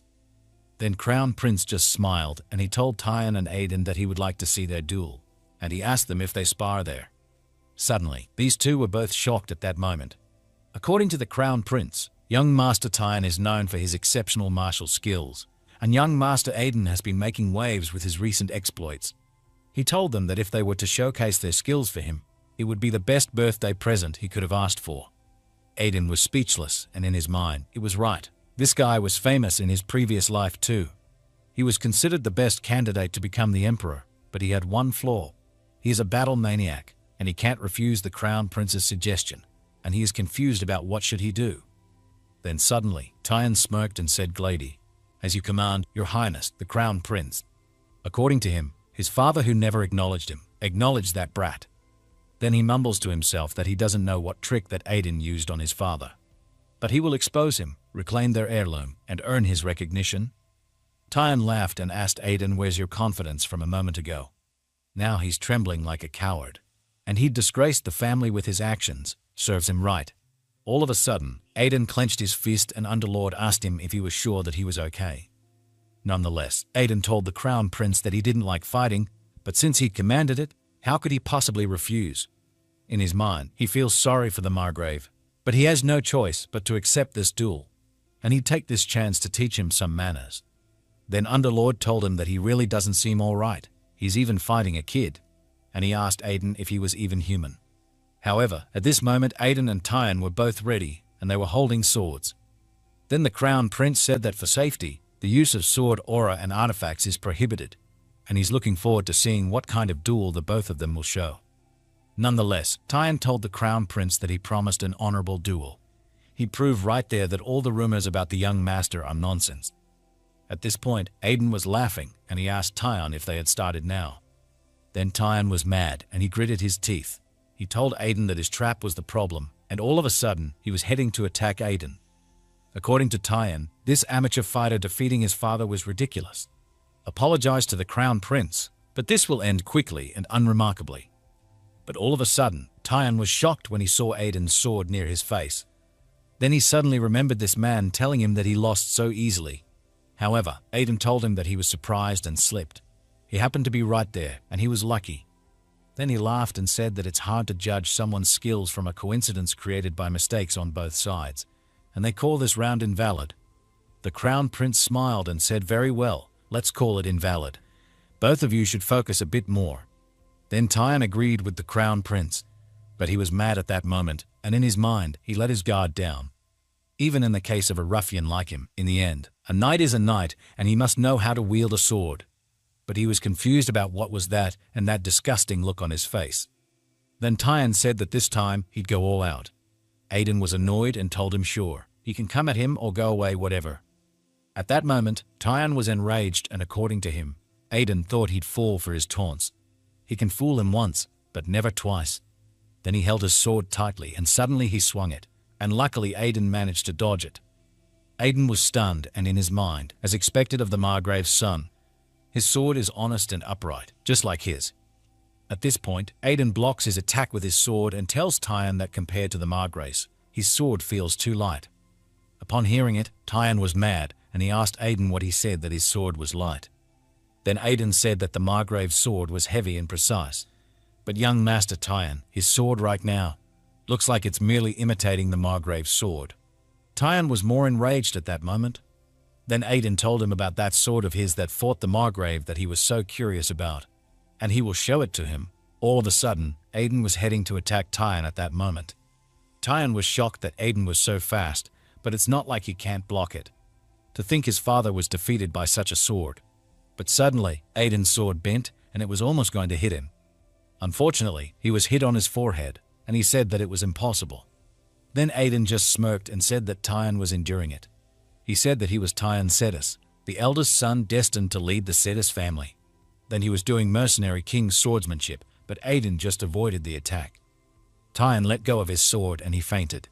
Then he was caught by a man and said that it seemed his friend had been causing trouble in his absence. According to Aiden, it was fine, and he was feeling a bit stiff anyway. That man is acquainted with young Master Tyan. Well, at least he doesn't have to work as hard to search for him now. He's one of the 3 people he came there to see. Then the man in Aiden's front told Aiden that it was a pleasure to meet him. This man was the younger brother of the betrayer Night King, Silbetages Deages. Then he smiled and he told Aiden that he was Daejar's of the Jaz Archduchy. The sword that guards the northern continent is the Jaz Archduchy of Archdukes. Known as the strongest knight family, it is said that there is no one who inherited that blood failed to become a sword master. They are famous for selecting their lord based solely on martial skills. According to Aiden, if he had been reborn into that bloodline, he'd already be a sword master. That person is called a genius, born once in 100 years in such a family. All of a sudden, the Underlord told him that he'd heard the name just a few times, but Daejar was a first. He asked Aiden if he needed to meet him, and isn't now was the best time to approach him. Then Aiden told him that no, a better time would come. Abruptly, Aiden was startled and he was confused about what intense gaze he felt from behind. In an instant, Aiden looked behind him, and suddenly there were a few people who recognized him. Someone asked him if he remembered him, and someone also told him that it was nice meeting him. He's the second son of the Count Arendt family. Then the lady in front told him that she was the eldest daughter of the Viscount Cartel family. Upon hearing them, Aiden was annoyed and suddenly someone called him Trollmaster. Aiden was mad at that moment, and he asked who said that. However, Aiden was alone and he was panting. He was wondering if they wouldn't follow him there. Aiden just sighed and suddenly, the Underlord asked him if don't find those nobles disgusting since they were looking down on him just a moment ago. But Aiden asked him what's there to hate, and he told the Underlord that humans are all the same. That's how humans are. They cling to you when they need you when you've outlived your usefulness. In addition to that, Aiden told the Underlord not to trust him too much either, since he's a human after all. But the Underlord told him that he trusted him, and he suddenly flinched at Aiden. Then Aiden was mad at that moment and said that it was unexpectedly touching. Nonetheless, the Underlord told him that he was more like a troll than a human, so his trust was 100%. Aiden told him that he was dead once they returned. He was serving 100 bottles of holy potion for him. All of a sudden, a lady came and asked that swordsmanship earlier was from the mercenary king, wasn't it? After hearing it, Aiden was shocked, and in his mind, the lady recognized his master's swordsmanship. More importantly, this energy. Suddenly, Aiden smirked, and according to him, as expected, she came on her own, the last person he needed to meet. At this point, the lady came closer to him and Aiden asked him if she had seen this swordsmanship before. Then the lady told him no, she hadn't seen it, but she heard about it. According to her, the mercenary king's swordsmanship can make any defense useless. If he had been a knight, he would have surely gained great honor. Then suddenly, Aiden remembered someone, and he was confused if that man was a knight. Based on Aiden, that man would have told her to give that damn honor of her to the dogs if it wasn't going to make him money. However, Aiden laughed and he told the lady that yes, that guy probably would have. Then he asked the lady, isn't this banquet too boring? And he told her that he hated these formal events. At that moment, Aiden was confused about how no matter how she changed her appearance, he couldn't forget her presence after fighting her hundreds of times. Then Aiden smiled and asked the lady if that wasn't that right, and he called her nice to Florence. This lady was startled and she told Aiden that he already knew. Then she would like to ask her something. She asked Aiden how he had awakened that sword, and Aiden was stunned at that moment. Then he smirked and said that he had a little help from a friend. But in his mind, he figured she'd come if she saw Beelzebub on him. But Nysta clenched his fist and she told Aiden that he was trying to be evasive and she would ask him again. All of a sudden, Aiden was startled. When he was looking at her, Nysta had a strange aura and she asked him where that demonic energy flowing from his body came from. At this point, Aiden gritted his teeth, and in his mind, as expected, what an immense murderous aura. Aiden was confused if could it be a curse that the demonic energy coming from his body, and he was wondering if Nysta could sense that. But they will discuss that later. Although they were at each other's throats in their past lives, he will try something different this time. Then he told Nysta that he was on her side. After hearing that, Nysta was startled and confused about it, and she told Aiden that as if he knew about her. But Aiden told her that the leader of the moderate faction of Black Mages, the Fire of Florence, the Silver Witch, the last lineage of the Kingdom of Black Mages is the Florence Kingdom. Then he asked her if the head of the intelligence organization, White Moon, was that enough. At that moment, Nysta was shocked. She was mad and she asked Aiden how he knew that much. Then Aiden told her that they didn't have much time and that something would start soon. But in his mind, Nysta's murderous aura has decreased. Nevertheless, Nysta told him to stop evading and answer her. But she was suddenly startled when she saw the summoning black magic. According to Nysta, this is black magic to summon the undead, and she didn't expect them to escalate things this much.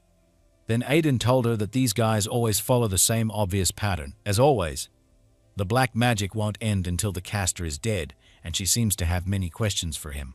But they will handle it first. Aiden smiled and he asked Nysta if she was there to capture the heretical black mage group Chaos. But Nysta was just looking at him, and in her mind, Aiden even knew that she was there to capture Chaos, and she was confused about who the hell he was. Then she told Aiden that they'll continue their conversation later. All of a sudden, Nysta left Aiden at that moment. According to Aiden, he'd let Nysta handle that side. Instantaneously, there were undead appeared from the summoning black magic, and Aiden stated that he would take care of this side first. Meanwhile, all these undead entered the banquet hall, and the guards fell in line, and someone said not to let the undead get any further inside. Then Tyan was mad and he gritted his teeth, and all of a sudden, he immediately attacked the undead. Some of them flew away after he swung his sword. Then he told everyone not to be afraid because they were just the weakest undead. At this point, Aiden was just standing while looking at them, and the Underlord told him that even that junior Margrave had reached the stage of advanced sword aura. Then Aiden said that being at the advanced sword aura stage at that age means he's definitely strong. He just picked the wrong opponent earlier, and he must always feel like he's losing because of his friend. All of a sudden, these huge monsters stood up in front of these guards, and someone said that it was an undead troll. He was confused about when are the reinforcements coming. According to Tyon, an undead troll was dangerous and they had to wait for reinforcement. But suddenly, Dea was heading to attack the undead troll. Upon seeing him, Tyon was shocked at that moment. Then Dea attacked the troll using his sword, and he was surrounded by flames. Aiden was shocked, and the Underlord told him that Dea seemed to be just a step away from becoming a sword master. Aiden was shocked, and he told the Underlord that he was right.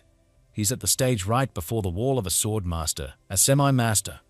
According to him, Tyon is strong enough, but his closest friend and rival is Dea, and he has terrible luck. But the Underlord asked him why he wasn't helping them and just loading around. Then Aiden just said that they can handle this on their own. Besides, there's something he needs to confirm. At this point, there was another monster heading to them. Then Dea swung his sword and he was fighting the monster. According to Tyon, he senses an incredibly dense demonic energy from somewhere. This monster was holding a huge sword while he was heading to them. Then he was clenching his teeth, and his eyes had a red light, and he was calling Dea at that moment. He held his sword tightly, and he took a step, and all of a sudden, he was heading to them. Dea was shocked while looking at him. Then in an instant, this monster jumped off, and he was about to attack Dea at that moment. Dea was just stunned while looking at it, and suddenly, Aiden came and blocked the attack. He has a glaring eye, and in his mind, finally, the one who ruined this banquet has appeared. The strongest of the undead, the Death Knight. Nonetheless, Aiden gritted his teeth, and he thought something was off, as expected. Even though it's the strongest undead, Dea as a semi-master should be able to handle it. He always wondered why he lost in his past life. But this guy, he's been strengthened with dark magic to have a power beyond that of a semi-master. According to him, he wouldn't have been able to block it if it weren't for the Banshee's spirit shield, and now he understands why Dea lost. This monster was still clenching his teeth, and he kept calling Dea. Aiden was startled, and he was confused about what he said. All of a sudden, the monster swung his sword and said that he didn't need any of the other bugs. At that point, luckily Aiden managed to dodge the attack. As he stated, he should have realized something was wrong from the start. All of a monster roared, and according to Aiden, he should have noticed the undead weren't moving to attack, but rather to separate Dea from the other soldiers, and everything there was planned to kill Dea. At this point, Aiden blocked the attack of that monster. According to him, as expected of a semi-master level Death Knight, it's overwhelming just by blocking. Then suddenly, he told the young Master Dea that now it was the time. Instantaneously, Dea attacked the monster, but the monster managed to block it using his swords. Dea stopped attacking him, and he was mad when the monster blocked his spear so easily. But Aiden told him that judging by the amount of magical power he senses, he must be at least a semi-master. He was confused about why they targeted Dea specifically. Aiden said that the person who would benefit the most from Dea's disappearance and the person who sees Dea's existence as a thorn in their side. Suddenly, Aiden was shocked, and according to him, there was only one person. At this rate, being overshadowed by his younger brother Dea, who's called a historical genius of the family, despite being the eldest son of the family, he would have been just an ordinary knight, where rulers are chosen solely based on ability.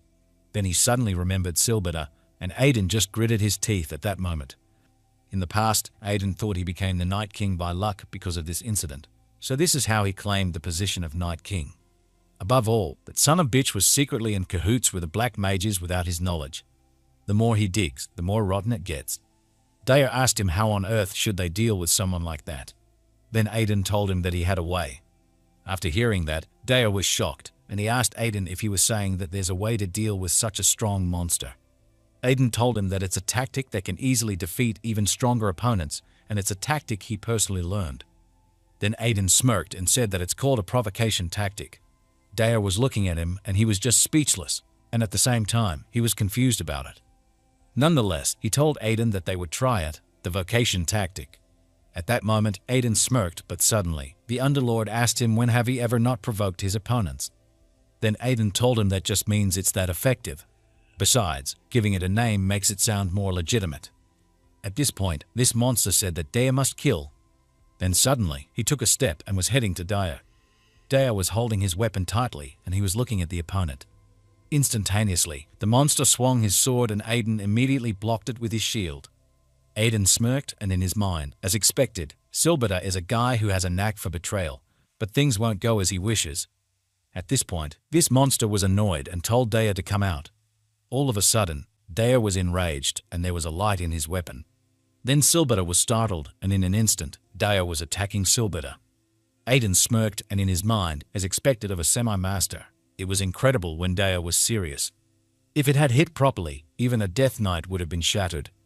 At this point, Silbita was on top and was about to attack Daya, and according to him, he didn't feel anything from the spear. Then he glanced at his back and suddenly, he was just startled. Instantaneously, Silbita slashed him, and at that moment, they were surrounded with smoke. Silbita was mad and he just gritted his teeth. Suddenly, Aiden was teasing him that he had blocked his attack again, and it was so easy. Then Silbita glared his eyes and he was so mad at this point and said that he'd kill before Daya. All of a sudden, Daya and Aiden joined forces together and they attacked Silbita. Then they suddenly disappeared and Silbita was enraged at this moment. However, Daya was mad and according to him, they blocked all the attacks, but they couldn't land a single effective hit. He was confused about how they even made a scratch. All of a sudden, Aiden was laughing and Daya was just shocked, and he was calling his young master Aiden at that moment. The Underlord was confused about the Dragon Slayer King's condition was strange. Then he was asking the Beelzebub if he was possessing him again. But Beelzebub said no, it was not him. Nonetheless, Aiden smirked and he told the Underlord that he was still in his mind and he didn't need to worry. But the Underlord told him that he just said that because if he died, he'd be in danger too. Right now, he was barely managing to block and couldn't even attack. Nevertheless, Aiden told him not to be embarrassed and it's not that he can't attack. He's choosing not to. According to him, right now, that guy can't be harmed by his power alone. That's why he needs the power of this shield. So the Underlord asked him if he was planning to strike with that spirit shield. Then Aiden laughed and said that it was simple. The Banshee's spirit shield is imbued with a spirit tainted by madness, and the user becomes stronger in proportion to how much they're infected by that madness. All of a sudden, Aiden was heading to Silbita, and this monster was just looking at him. Unfortunately, Aiden attacked him, and he just smirked and said that in his current state, he could reach the level of a semi-master. At that moment, Daya was shocked and confused about what that was, and if Aiden had been hiding his strength all this time. According to him, he knew that young Master Aiden was strong from their fight just now. But to think he'd reached the realm of a semi-master like him. Nevertheless, he countered and said that Aiden is not just a simple semi-master. He was strong enough to overwhelm even that Death Knight. At this point, Silbita was hit and injured on his side, and he just gritted his teeth. Aiden smirked and said that the madness made him a bit off target. Then the Underlord told him that it seemed like all the equipment he used, starting with Beelzebub, was not normal at all. But Aiden said that the better the item, the more likely it is to have some flaws. Nevertheless, the Underlord was confused and asked him what nonsense was that. They say items resemble their owners. All of a sudden, Aiden's back had flames forming undead monsters. Then Aiden smirked and said, by the way, maybe because it's been a while, this madness is getting hard to endure, and he will end this. Suddenly, he clenched his fist and he was activating the Ring of Swiftness. At this point, Silbita was ready to attack him. But when he swung his sword, Aiden suddenly disappeared. Then Silbita was enraged at that moment. All of a sudden, there was a blue light emerged and unfortunately, it slashed at Silbita's waist, and he was just startled. He gritted his teeth, and he has a glared eye. He said that he couldn't see him, and he was confused about where is his opponent. Nonetheless, Aiden smiled and said that he was there, and he told Silbetta that he was so slow. All of a sudden, he swung his sword and he hit Silbetta. Daya was shocked upon seeing it, and in his mind, Aiden was even faster than before. He's become so strong that he'd just get in the way if he joined in. Then Aiden said that go ahead and wait. He'd send his master, the Night King, to join him soon. At this point, Silbetta was enraged and he was in his berserk mode. According to Silbetta, if he dies, the mission fails. Aiden was startled while looking at Silbetta, and as he stated, this should be it. All of a sudden, Silbetta was heading to his opponent and there was a light in his body. Aiden was stunned while looking at him and he was confused about where that guy going. At this point, Daya was shocked upon looking at Silbetta who was heading to him, and Daya was curious about what was going on so suddenly. Silbetta was mad and he was ready to attack Daya at that moment. According to Daya, the side effects of the Ring of Swiftness are already at this rate. It'll go according to Silbetta's ploy. However, Silbetta held his sword and was ready to execute Daya. But all of a sudden, Tyan was heading to them, and he was telling Silbetta to get away from Daya. Tyan held his sword tightly, and according to him, Daya was much stronger than him, and even he couldn't beat this guy. But he shouted and said that he couldn't let his friend and rival die in a place like this. At that moment, Tyan suddenly remembered Aiden's words. Aiden told him that his sword was too light compared to the border counts. Tyan was enraged at that moment. Then he attacked Silbetta and his body was cut off. Silbetta was mad and he just gritted his teeth. All of a sudden, Silbetta disappeared. Then the other guards were shocked and someone said that the other undead was starting to disappear. And the other guard said that it looked like it ended once they took down the Death Knight. But this guard was shocked and said to cut down that Death Knight in one strike. Then the other guard was confused about did their young Master Tyan just took it down. All of a sudden, one guard shouted that young Master Tyan defeated the Death Knight, as expected of someone who inherited the blood of a sword master. But Tyan was startled at that moment. Then Daya told him that he'd finally become a semi-master, and even saved his life. Daya added that Tyan is really his rival, and he'd definitely repay this debt someday. Then Tyan was just stunned and said yes, and they both shook their hands at that moment. Suddenly, the guards were cheering for them. However, Daya said that above all, they shouldn't forget to mention that person. But when he looked at the other side, he was just startled. At that moment, Aiden disappeared and Daya was confused about where he went. Nonetheless, Tyan was stunned, and he was curious if he really took down the Death Knight. However, according to Aiden, forcibly raising his power is taking a toll on his body. Now that the job's done, he should hurry home and rest. All of a sudden, the Underlord asked Aiden if shouldn't he enjoy the victory a little.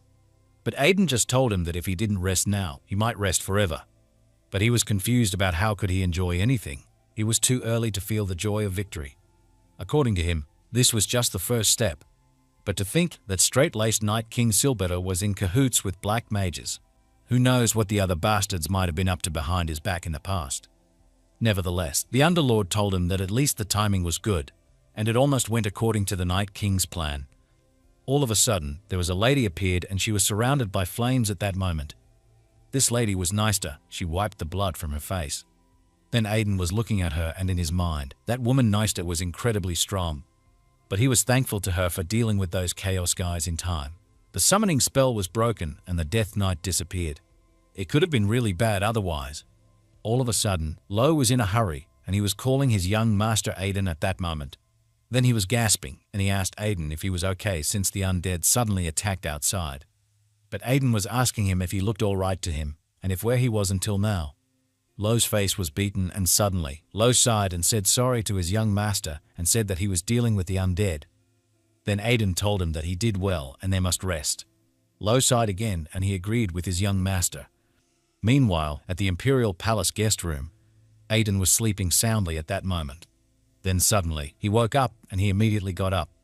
Aiden was yawning and said that he passed out as soon as he came in yesterday. He wondered how many hours he'd slept. At that moment, Nysta came and she was just looking at him. All of a sudden, Nysta told him that she was sure he could sleep for a while. Then after hearing him, Aiden glanced at her and he was so shocked. But Nysta told him that no one was coming no matter how loud he screamed, and she'd already put up a sound-blocking barrier around this area. However, Aiden was looking at her and asked him if is that so. But in his mind, he knew this was coming. but he didn't expect her to show up the very next day. Nonetheless, he asked Nysta how did she manage to get in there. Then Nysta told him that getting into a place like this is easier than wringing a goblin's neck. Now, it's his turn to answer her. Suddenly, Nysta was in her aura again, and she asked Aiden how he knew about her. That's all for today. Thank you so much for watching. I hope you guys enjoyed it. If you wish to have another manhwa recap like this, please don't forget to like, comment, and subscribe to my channel so you will be updated for more content like this. Until next time.